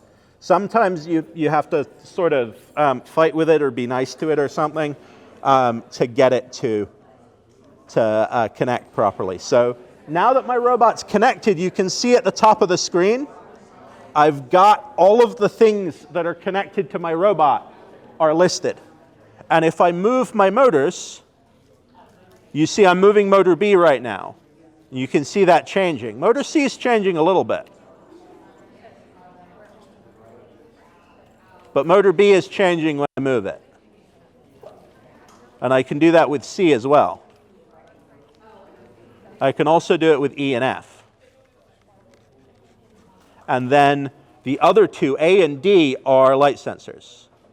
So it will detect my finger as red if I put it over here like that. And the other side, A, will do the same. Or if I put it over the floor here, it's detecting the floor as white, or, well, this surface. And then this surface, it's detecting as no color, which is interesting. So these is the way that you see your different pieces, the different things that are connected to your robot. One of the things to know about the Spike Prime compared to the EV3, the EV3 had two sets of ports. It had an ABCD, which was for motors, and it had a 1, 2, 3, 4 for sensors. The Spike Prime has A, B, C, D, E, F. It has 6 ports, and you can plug a motor or a sensor into any of those 6 ports. So you don't have, like, my sensors are plugged into A and D. And they could be plugged into E and F or B and C. There are no, like, primary ports that are defaulted to motors or sensors or particular types of motors or sensors. What that means when we get going is that it's going to be very important to know what ports you're using, and when we use move blocks, so the move blocks are the pink blocks over here that are used for moving the robot around the table. They are designed to move 2 motors synchronized with each other. When you do that, before you do that, you're going to have to put in a block that says what ports are your motors on. And if you don't do that, the motor blocks will not work, or the move blocks, excuse me, will not work. Because you can see the motor blocks here have, they have a port that you select. So you could say, I want to run motor B, or if you wanted to run motor F, you could say, I want to run motor F. But the movement, you got to use this. So anyway, we are connected, and I'm going to pull out a couple of blocks. So this is the basic way that you program. You click and drag, and you've got your when program starts, and then it's going to do these instructions. And so it's top to bottom, it's going to do these instructions. So I set my movement motors to B and C. And if, because I connected the robot before I pulled this block out, it knows where there's, like it said, okay, B and C are your large motors. I think those should be your drive motors. So that's what it's defaulted to. If I had not connected the robot, there would be a different thing there, and I would need to manually say, and so if we do that, we can go in here. So I could say if I wanted E and F to be my drive motors, I could, but I don't. I want B and C. So I've got B and C as my movement motors, and then I can say, so now this is an interesting one. This is functionality that the EV3 did not have. So we're starting with movement blocks, and these are to drive the robot around. This is probably going to be the lion's share of the blocks that you'll see, because driving around is going to be most of the movement that your robot will do.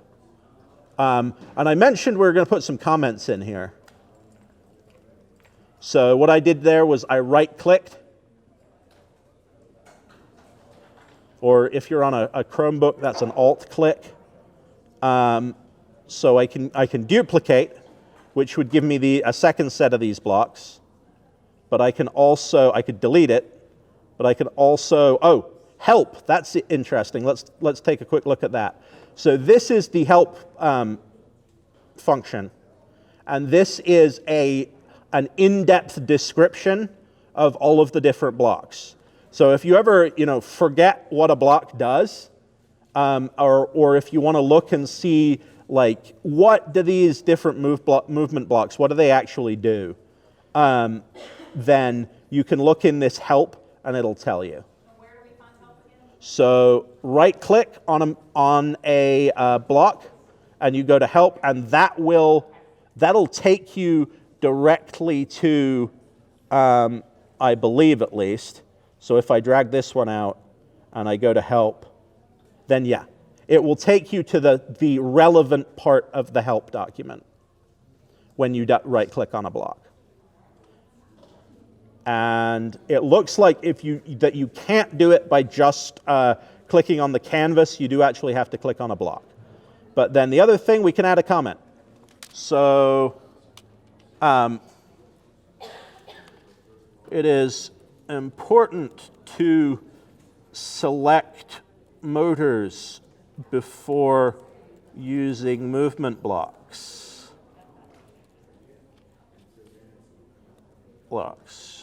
You have to tell the robot where its drive motors are.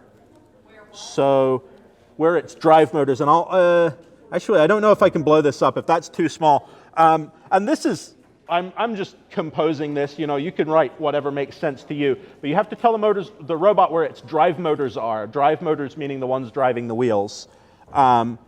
So it knows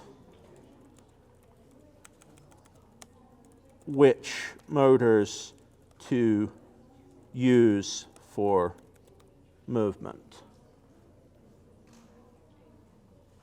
And that's kind of a lot of words. But then, so this is a comment, and it is connected to this block, and I can drag it around and it will stay. And if I move this around, the comment will go with it. I could also make a comment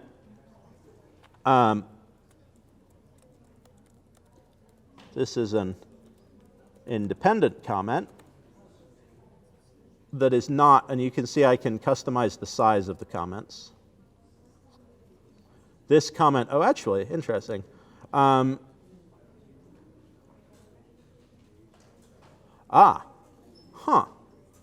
okay, what I'm doing right now is I'm moving around the canvas. But then I can move the comment independently of the program, and I can move the program independently of the comment. All right, so the motor rotation, set motor rotation to this many centimeters. This is actually kind of cool. This is something that wasn't built into the EV3. So the 17.5 default value in there is the small wheels, the wheels that you'll get in the Spike Prime core set that you use for the driving base 1. Those are, they're kind of small or medium-sized wheels, and they are 17.5 centimeters in diameter. These larger wheels are, I believe, 27.9 centimeters in diameter. And so if I put that in, now I've got these larger wheels. When I tell it to move in a certain number of centimeters, it should actually move that many centimeters. So what I could do is I could get a ruler or a tape measure out. I could measure, it's 80 centimeters from the launch area to the smart grid. And so I could tell it to move 80 centimeters, and it would do that. So let's have a quick look at that. So we'll put this in here, and we'll say move for 90 centimeters. And here, so this is a move block that lets you move, and you can go forward, backward, or in either turning direction. The turning directions, those will turn you using one wheel will go forward and the other will go backward at the same speed, so it will spin in place. That's the kind of turn that it does there. You notice here, if you've worked with the EV3, there's no power.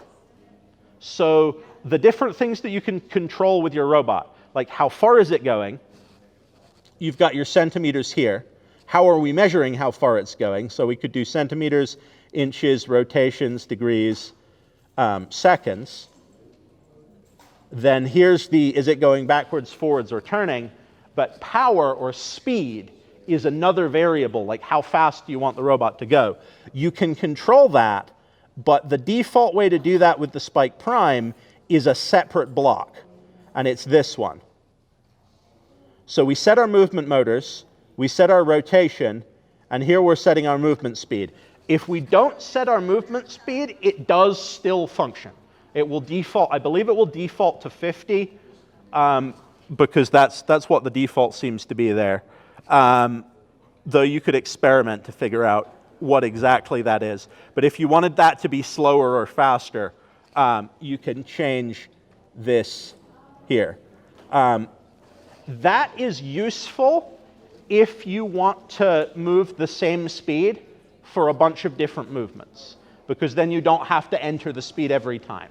So if you want to move at 50 speed a bunch of times, that's good. It's less useful if you want to move a different speed every time. So if you want to drive forward at 50 speed and then you want to turn at 20 speed, which you might sometimes, because it might be important to do the turn really precisely, so you might want to go slower.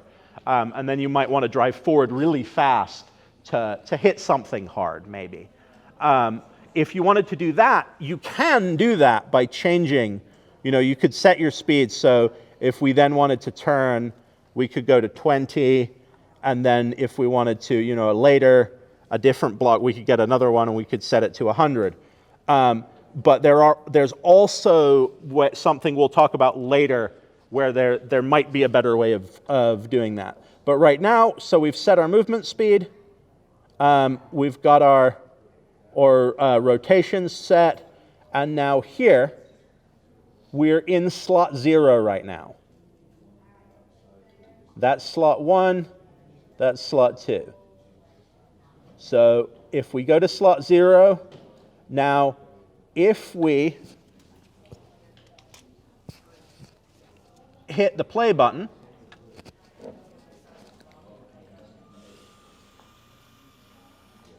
so that's my 90 centimeters that I drove there.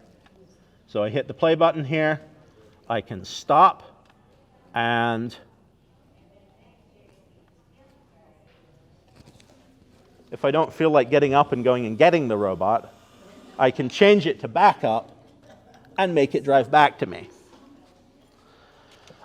So now that is basically the reason why you have to run programs off of the brick in competition, why you can't have a computer at the table and be downloading onto the robot, because then you could functionally remote control the robot by making changes and downloading in the middle of a run. So that's kind of a thing, but the being able to do that, being able to download programs directly onto the robot and run them while you're connected by Bluetooth will be really useful in practice, because it's so much faster than needing to plug in every time. But it's important that the students also know how to run things off of the brick. So then, yeah, we talked about this, how we go to different storage positions. But I really like this tank block for turning because it gives you a very clear idea of exactly what's happening. You just look at the robot and think, if I move this motor, and what if I move this motor backwards? What's going to happen? And you just move the wheel, and then the robot will move in that way. And it's easy to kind of visualize exactly what will happen. And you can do things like moving one wheel backwards to make a particular kind of turn that might be useful for maneuvering in certain situations. So we have a bunch of stuff there. Now, one of the things that you may have noticed is when I run this program, so it does some stuff, and then it doesn't stop. So I've been manually stopping it every time. That is because the Spike Prime is kind of designed to do that. It kind of expects you to have multiple stacks in your programs.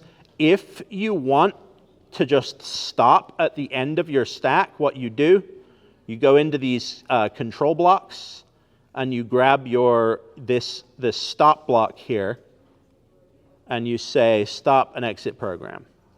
So now, when we run, then we stop at the end.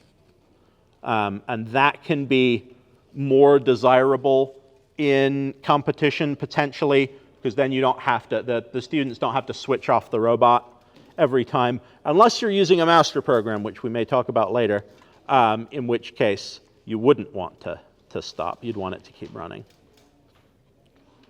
So if we take a look at another when program starts, and we look at the blue motor blocks. So these are a little simpler than the move blocks. These are what you'll generally use to control motorized attachments. So here you've got run clockwise or anti-clockwise. And again, you have rotations, degrees, or seconds. So rotations and degrees are the same thing. It's just a 360 degrees in a rotation. And again, you've got your set speed. Now, in fact, if clockwise and counterclockwise are confusing, if you find that difficult, then that may actually be another. More motors also has the answer. So if we go down here and we find more motors, so again, once you've opened up the more motors, they're right, the more movement or the more motors or the more anything, they're down the bottom. So being able to run at a particular speed. So here, if we were to run at 75 speed, we'd be going in one direction. If we were to run at negative 75 speed, we'd be going in the opposite direction. And so it may be easier to figure out what's positive and negative power for your motor than it is to figure out counterclockwise or clockwise. Or maybe it isn't. I'm used to thinking in terms of positive and negative power, but if clockwise and counterclockwise makes sense, then that works well too. And use what makes sense to you, but there's different ways of doing that. The other thing, again, is if you're going to customize your speed, you need to use this set speed to block. That's particularly important with attachments, if you're going to use an attachment. And actually, why don't we set this to one of the attachment motors, because that's one of these motors up here, which is where the motorized attachments are going to be. If you're going to move an attachment, you generally want to move it pretty slowly. The reason for that is that the 50% power is kind of an average. It's a moderately fast speed for a robot, but a robot's pretty heavy compared to an attachment. That's just like 3 pieces of Lego potentially. So 50% power is probably going to move the attachment really fast. And that will sometimes be a thing that you want, but often it might not be. So going to lower speeds, particularly expecting to go to lower speeds. So lower speeds are often a good idea for moving attachments. And then if we set this to 20, or even 10 power is often, 10 power is going to be really slow moving a robot, but for an attachment, it actually will often move. It'll be, kind of like as long as you're not lifting anything heavy. The point at which you're lifting something heavy, you may want to look into going a little harder. But even then, sometimes the amount of force you need to lift things is not always very much. And so looking at exactly how much. The other thing is, for attachments, I often like degrees, because a rotation is, one rotation is all the way around. And so what'll often happen with the students, they'll program it to go one rotation, and it'll go down and stuck. Yeah. And like, why isn't the robot moving? Why is it not moving? Well, it's trying to complete the block you told it to complete, but it can't because the ground is in the way.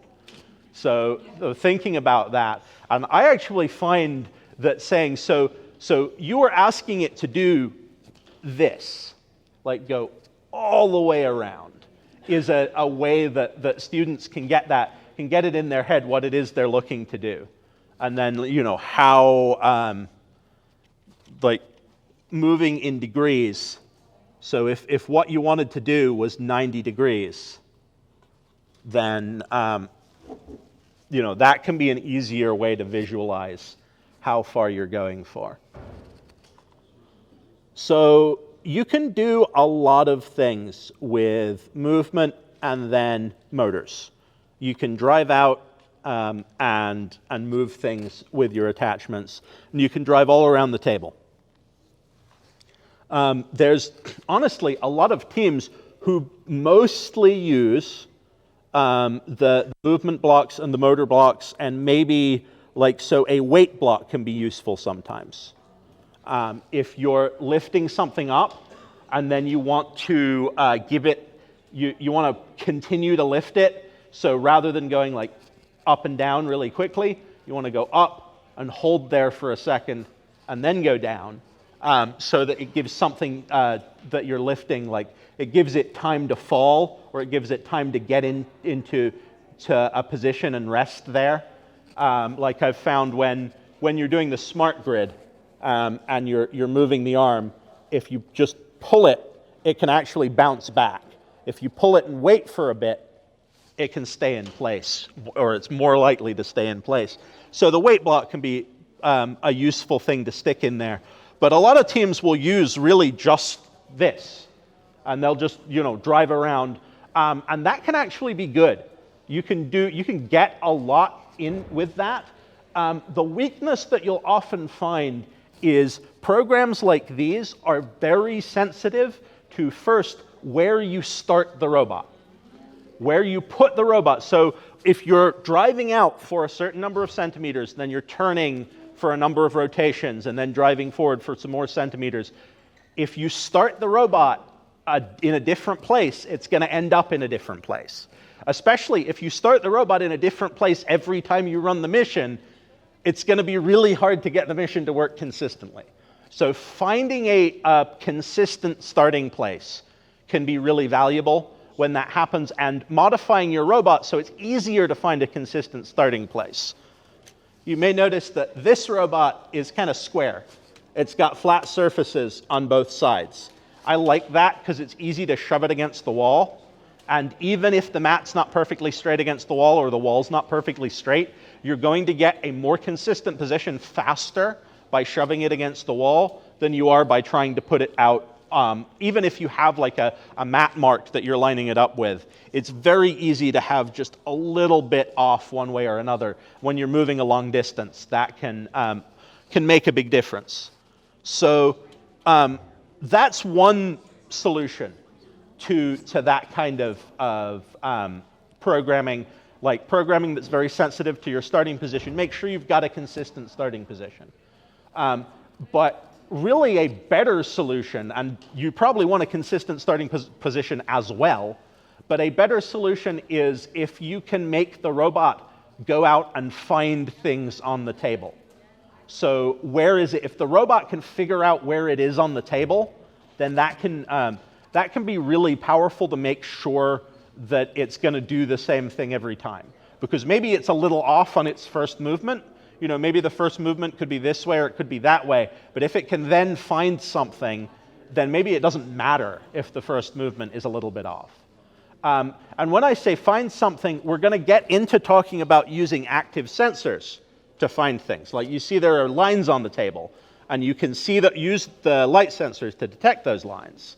That's a great way of doing it. You can also get a lot of mileage out of just bumping into things.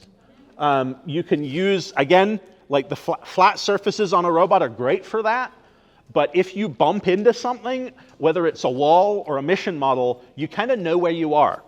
And when you're doing that, it can be useful to use, let's go here.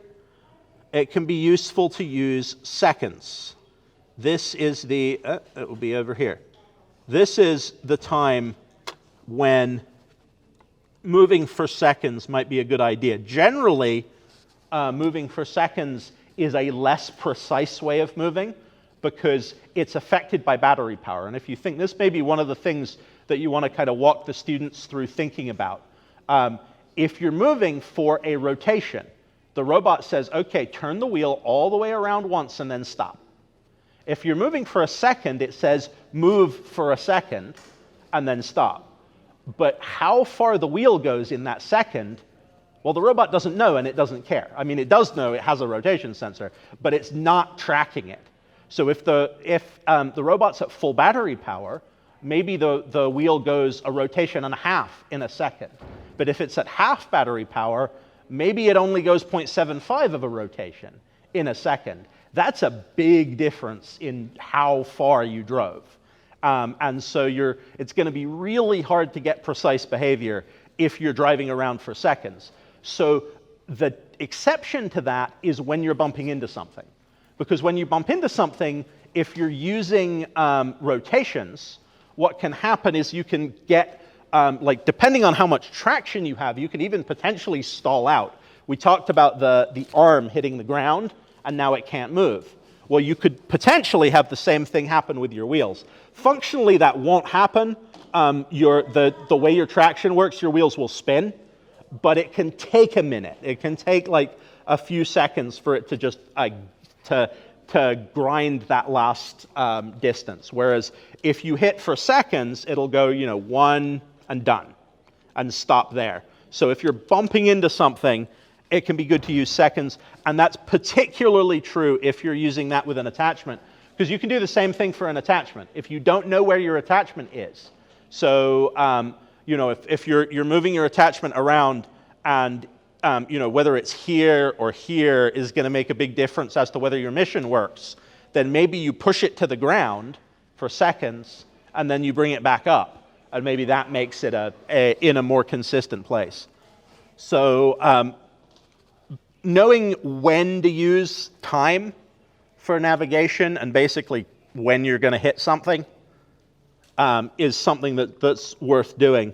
And then figuring out where those places are that you can bump into things. And often that'll be just like bumping straight into something. That can be great with the wall, because if the wall is straight, the robot is coming at it at an angle.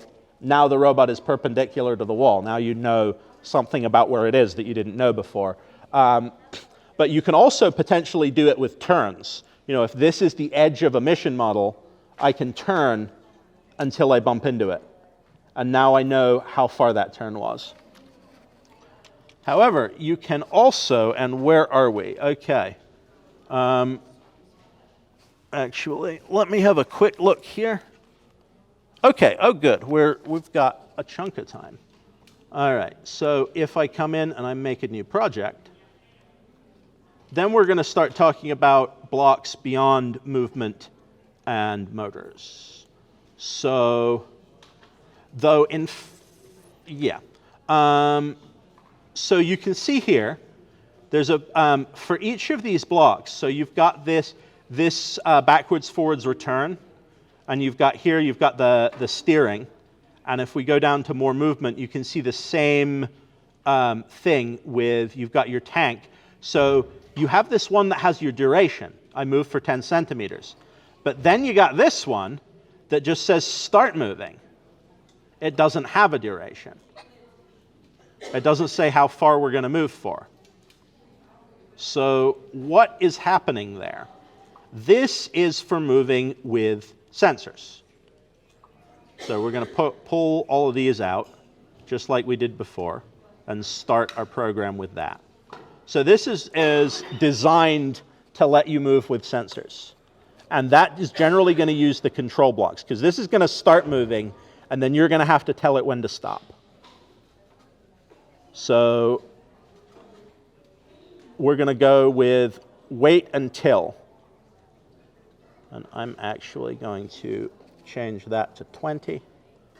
So we're going to start moving, and we're going to wait until. And then, so we look at sensors here, and we can say, so let me have a quick look here. So up here we've got our sensors and they're reading color right now, but if we go in here, we've got a bigger view of everything. And then let me see what the reflected light value is. So I'm seeing 75 right here. What do I see over here? Ooh, I see 39. Okay, that should work. So I'm 70-ish. Yeah, and then I'm below 40 there. So if I say, wait, actually my default here is going to work fine. If I say wait until sensor A sees reflected light of less than, so I could say less than, greater than, or equal to. You generally want to go less than or greater than. The issue with equal to is that they change very quickly, and so you may not see the exact light value that you're looking for.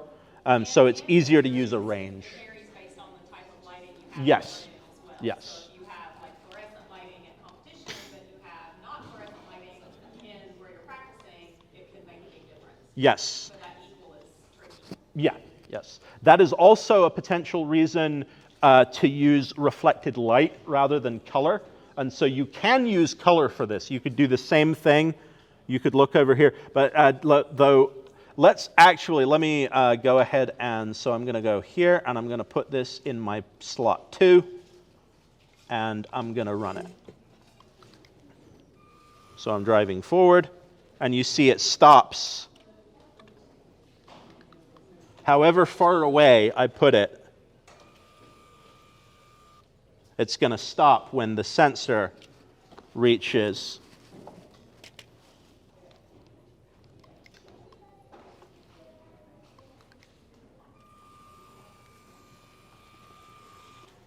here. So this, you would imagine that this was the black line, or even the white line if you were looking for greater than on the map. And then so you could use color, though in this case this is registering as no color. Though I could go until it sees no color, and that would potentially work.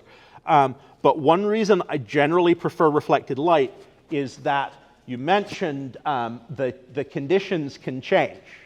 So if the conditions at competition are different, you can measure the reflected light, and you will have some opportunity to see what the reflected light values are on your table at competition and make sure that that's correct.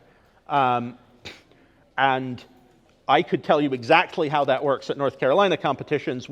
I will refer with, we can talk more about RoboGaston later possibly, but there will be some opportunity to measure the light values and make changes that you need to. Reflected light, it's pretty easy. If I were to measure my light values, I were to find, hey, this is registering as like 90, and this was registering as 70, then this program wouldn't work because I'm looking for less than 50, I'll never see it. But I could change that 50 to a 70 or an 80, and then that would be able to work in where if this was 90 and this was 70. However, if I'd done it for color, and I told it to sense the color of this, and then it was at competition, it was picking up a different color for whatever reason, there would be very little I could do to change that, because color is binary. It's either the color or it isn't. Whereas reflected light is a sliding scale. And so you can take a measurement and change it. But yes, so this is a way to use reflected light to find where you are on the table. And then there's various other things you can do with that. Actually, let's see, how are we? Okay. So this is something that I've noticed that the Spike Prime will do sometimes. The Spike Prime has an inbuilt gyro sensor. And you can see here, yaw, pitch, and roll. It's a 6-axis gyro. As I move the robot around, these numbers should be changing, but they aren't. I am going to try turning the robot off and back on again and see if that helps. It does sometimes. Oh, and yeah, so I should be, I'm disconnected, yes. So now I'm going to connect. Here I am.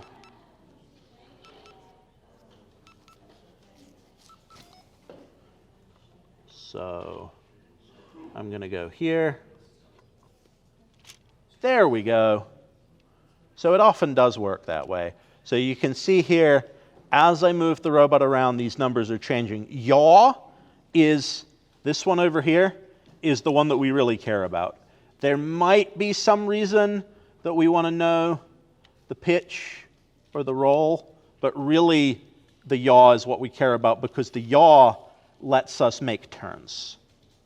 Because that way, and I talked earlier about using rotations for turns, where you can just say, so, 0.5 rotations turns you this far.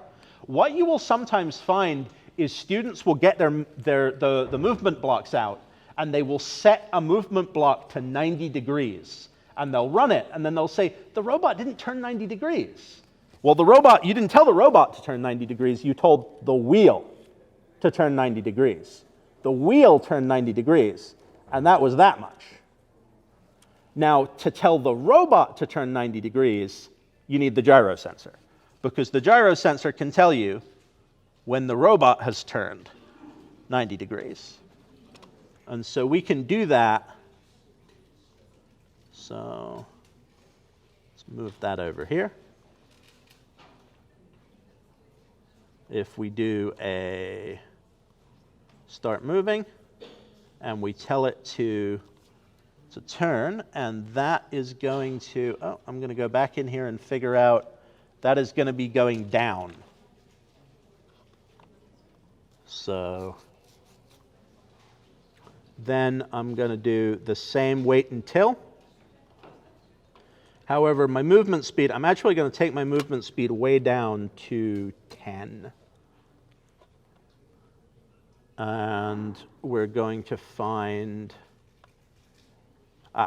so this is not definitely necessary, but it might be a good idea to do sometimes. If you set yaw angle to 0, when you start a program, it will automatically set your yaw angle to 0, the same way it does with the rotation sensors.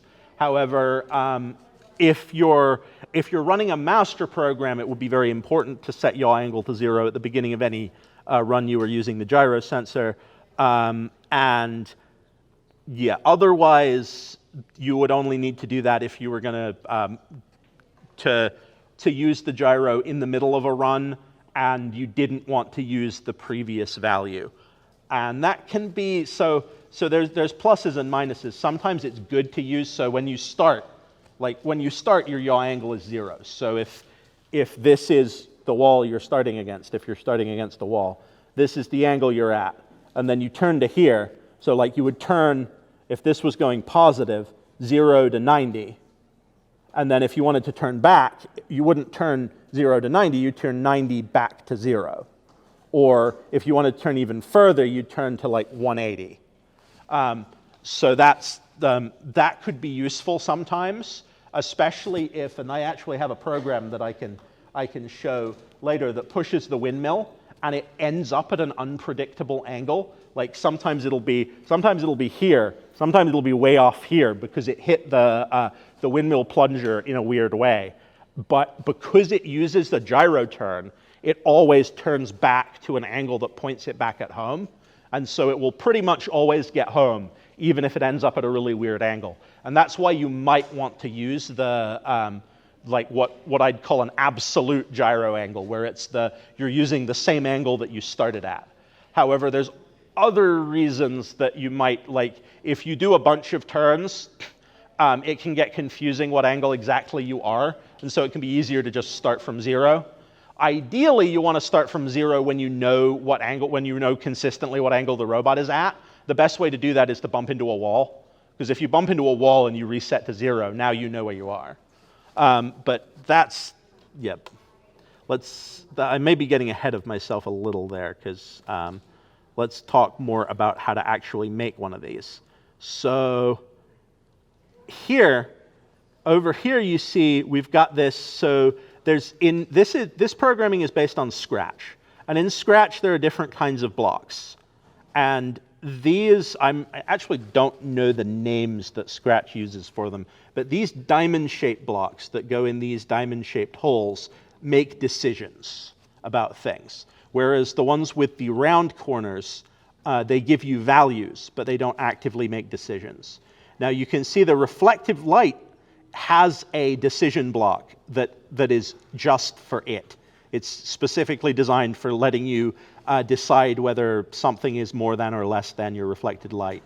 The yaw angle does not have a block like that. So what we've got to do, we've got to go down here, and we've got to say, this is a comparison block, and we're going to get our angle, and it's set to pitch right now. We want yaw. And now we want to say, and the angle is less than negative 90. I'm going to steal this stop moving from over here. And then this should turn us.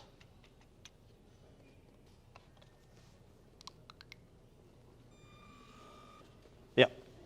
So you can see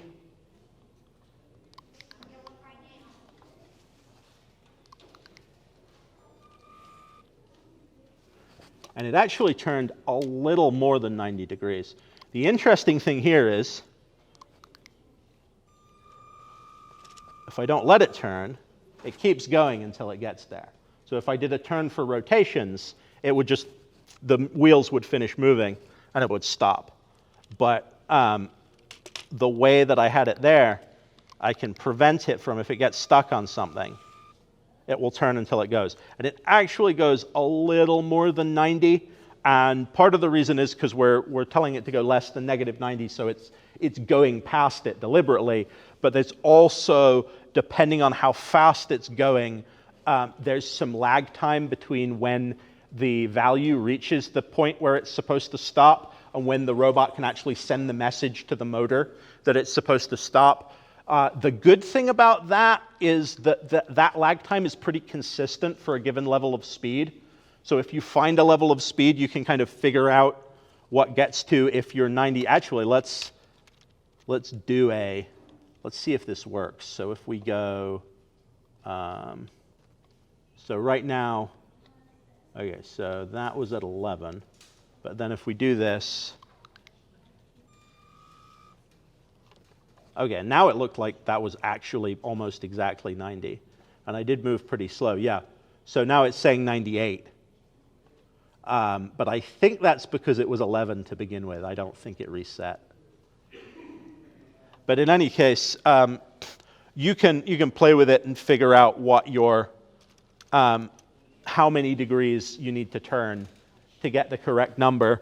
The big thing about it is that regardless of like wheel slippage or what it bumps into or what angle it started at in this case, well, in this case when you start the program, but if it's later in the program, what angle it started at, it will always turn to the angle you wanted it to. So this is fundamentally the same thing as this. It's just a wait until, though we're using, we made our own comparison rather than using a pre-made comparison block. Let's do one more slightly more complicated thing, which, yeah, let's use a forever for the time being. So this is called a loop. Everything inside here, and in Spike Prime it doesn't look quite as much like a loop as it did in EV3G, but it's still called a loop. Everything inside here is going to repeat, and in this case it's going to repeat forever, and there's different ways that we can choose for it to repeat. This is a switch. This says if, then else. So if this thing, and we can set what this thing is, then we're going to do what's in here. Otherwise, we're going to do what's in here. And what we're going to use this for is to create a line following program. So we're going to use, and I'm using these tank blocks because they let you get a good way of, okay, so we're working with D here. And yeah, this one is B. Yeah, this is B. Okay. So if this sensor sees the line, then we want the B motor to be 0, and we want the C motor to be moving forwards. And the opposite down here. So we're going to create a behavior where we turn one way when we see one thing and the other way when we see the other thing. And we're going to use the same value, though we are going to switch to D. And let me just make sure that that's actually correct. So we're looking over here, we're at 40, and we're at 50. Yeah, so the less than 50 should work out.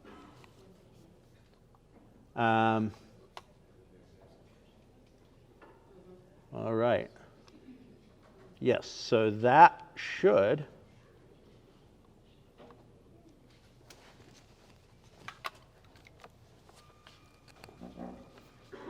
and you can see the line following behavior here.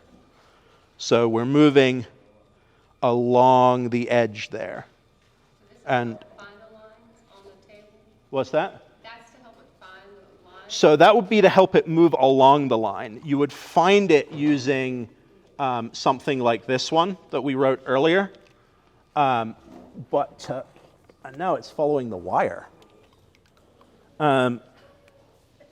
But in order to move along the line, and we could actually do that on the table, I think that would work out. Oh, on the wrong side of the line. Yeah.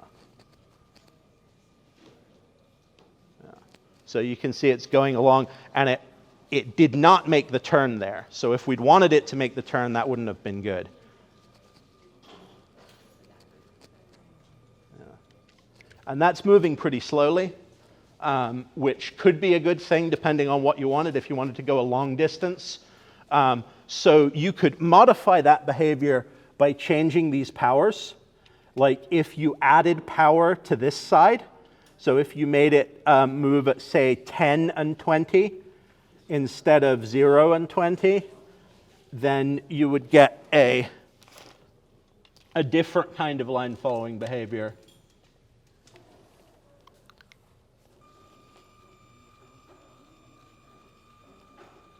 So it's turning somewhat less, and it's going faster. And you could potentially up both of those powers, and you could see you'd want to kind of tune that. On the other hand, having that very slow, precise movement might be better if you were going to follow a line for a short distance, and it was very important that you were straight along the line at the end of it. So yeah, that is a simple line following design that we can do.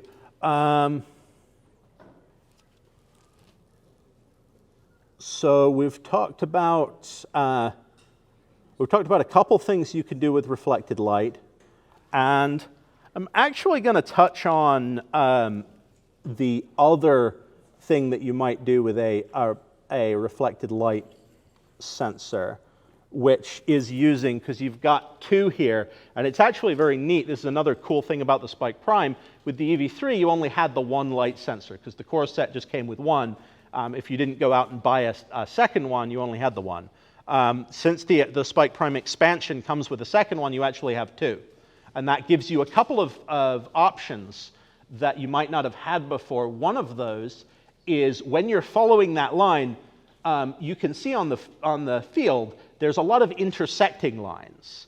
So one way of finding your place pretty effectively is if you follow a line with this sensor until this sensor sees the intersecting line, then you're in, so you'd go follow, follow, follow here.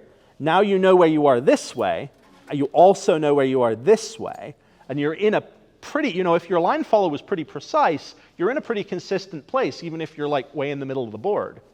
So that can be a useful, and that is actually, that's a technique that quite a lot of teams who are able to get multiple light sensors have used. And it's something that's more accessible to more teams with now the Spike Prime comes with too. And so another way of doing it, and that would just, what that would look like would just be instead of your loop being forever, your loop would be repeat until, and then you would go and you would grab your reflected light. And so you might say until A sees less than 50, or you'd figure out what maybe A is looking for less than 20, while D is comparing less than 50 and greater than 50. So then that would be a line follower that would stop at a cross line. And so that's one way of using two light sensors in tandem. Another way is to use what are called events and messages. So we've got this when program starts. Here we've got message 1. When I receive message 1, and we've got broadcast message 1. So this and this are going to happen at the same time. And what we're going to do is we're going to get our motors. And in this case, we want our motor rather than movement. And I'm actually going to use more motors because, as I mentioned before, it makes more sense to me to use power or speed than clockwise or counterclockwise. So I'm going to go, and then I'm going to get my wait until blocks. I'm going to make these pretty slow. So I'm going to do B and I'm going to do C. And make them pretty slow. And then my wait until blocks, I'm going to do, let me just check. That's B, and that's A, yes. So A is on the same side as B, and the other D is on the same side as C. So now I'm moving my two motors independently of each other, and I'm going to move the B motor until A sees the line, and then I'm going to stop. And I'm going to move my C motor until D sees the line, and then I'm going to stop my C motor. Yeah. So you've got those two programs kind of running side by side. We didn't have that in EV3. So there was a way to do that in EV3. It was the parallel threading. You would you'd put and you'd drag it down. It was kind of, it was a little finicky, but yes, it's quite a different way of doing it, but it accomplishes the same thing that you would do with the threading and the wire, that you drag the wire down. Okay, so they have to be in the same position, right? So these ones actually don't. What's important is broadcast message 1 when I receive message 1. I'm putting them here because it makes sense to me to do that. And in fact, I will test this to be sure. I'm going to test it like this and see if I can get it working. And then I will move this way over somewhere, and I'll move it down here, and we'll see if it still works. I'm pretty sure it will. Okay. But I have not actually tested that. But then, yes, so we've got Message 1, we're going to start. I'm interested to see what happens. I think there's a chance that something unexpected will happen. Yep, that was what I thought might happen. Now, the reason that that is happening is that the way I have my motors set up, positive power for this motor is negative power for that motor. So that doesn't matter when I'm setting movement blocks, because I told them what my motors were. Because I told the programming where the motors were on my robot, it knows how to configure everything to make sure it works. But here it doesn't. So I'm going to have to go, I think, negative, and this may make me go the opposite direction to what I want. We'll see. Yep, I want it to go the other way. So in fact, C wants to be positive, and B wants to be negative. B positive is a better motor than B negative, however.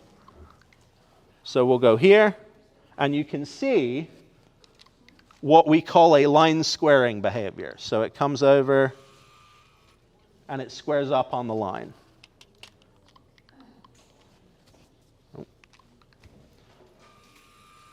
So from a variety of different angles, and it's not perfectly square. If I was concerned with it being perfectly square, I would back up and do it again.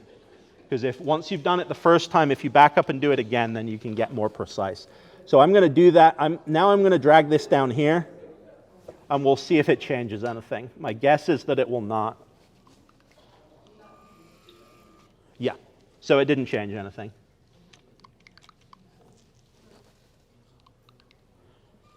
And you get the same behavior whether you're coming at it from the side so that this sensor hits first or this sensor hits first, because they're both moving at the same time. So if you're going to do something like this, and you're then going to continue the program, then you probably want to stop. But you want to set stop this stack, because you don't want this message stack, you don't want that anymore. But you do want the rest of, if you want to continue to do more stuff over here, you want this to continue. So you don't want to do stop all, because that would include this one. So you want to do stop this stack. The other thing you could potentially do is you could go stop other stacks. I haven't actually played with that, but I think that would give you the same functionality. I don't know that you'd want to do both. I think you'd want to do one or the other. So then that,